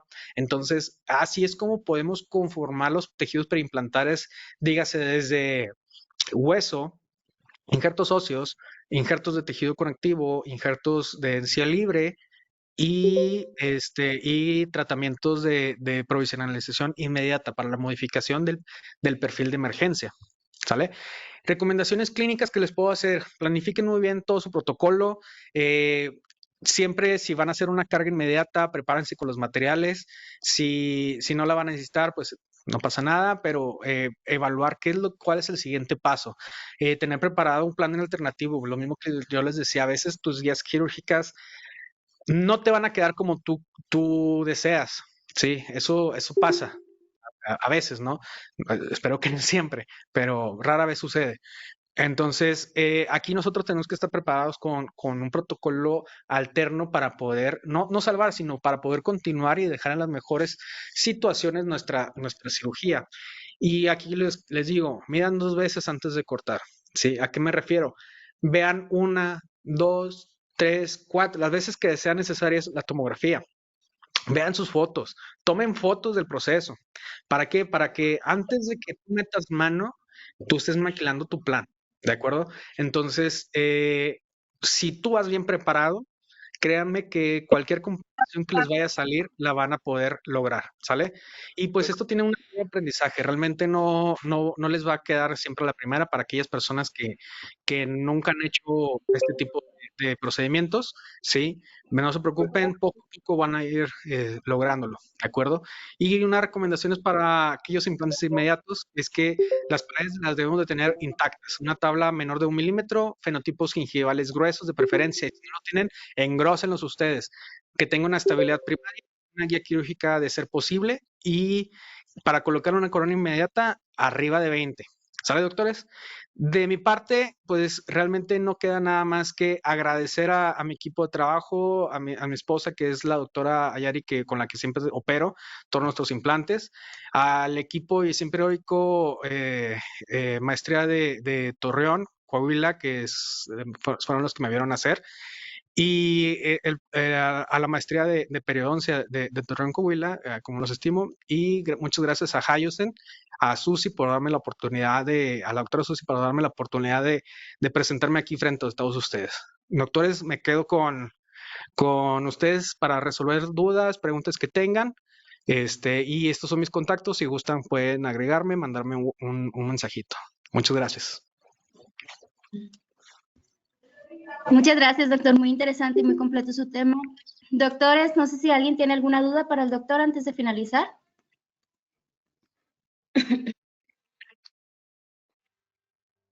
Hola, buenas tardes. Hola, buenas tardes. Doctor, mucho gusto, estuvo muy interesante su plática, quiero ser breve. Muchas gracias. Fíjese, me vi que habló de colocación y provisionalización inmediata. ¿Me disculpas? Ujú, ajá.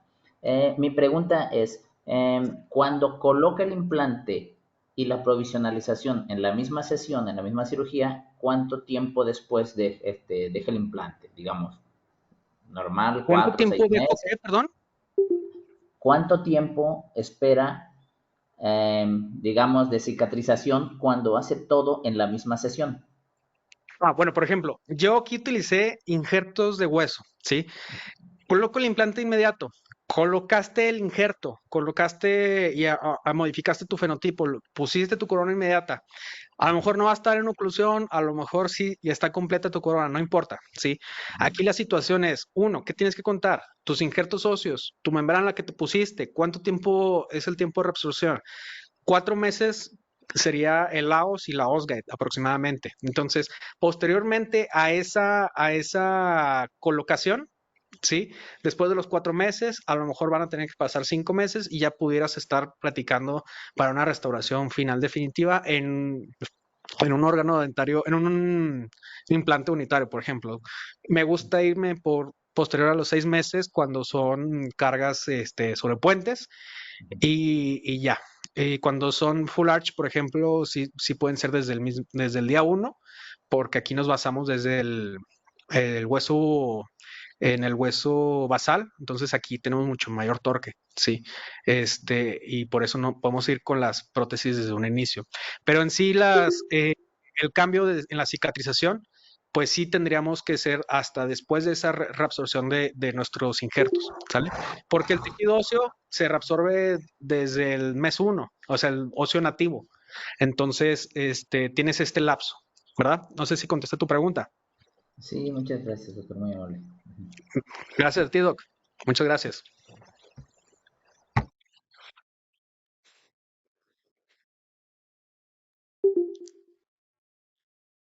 Ahora, aquí dice el doctor Huerta, dice, si después de algunos años, si presenta recesión gingival, noté que se bajan de 2 a 3 cuerdas. Bueno, aquí, por ejemplo, en las recesiones de implantes que ya tenemos, bueno, que no hay exposición a la zona bucal, pudiéramos llegar a intentar con un injerto de tejido conectivo para poder cubrir dichas cuerdas, ¿sí?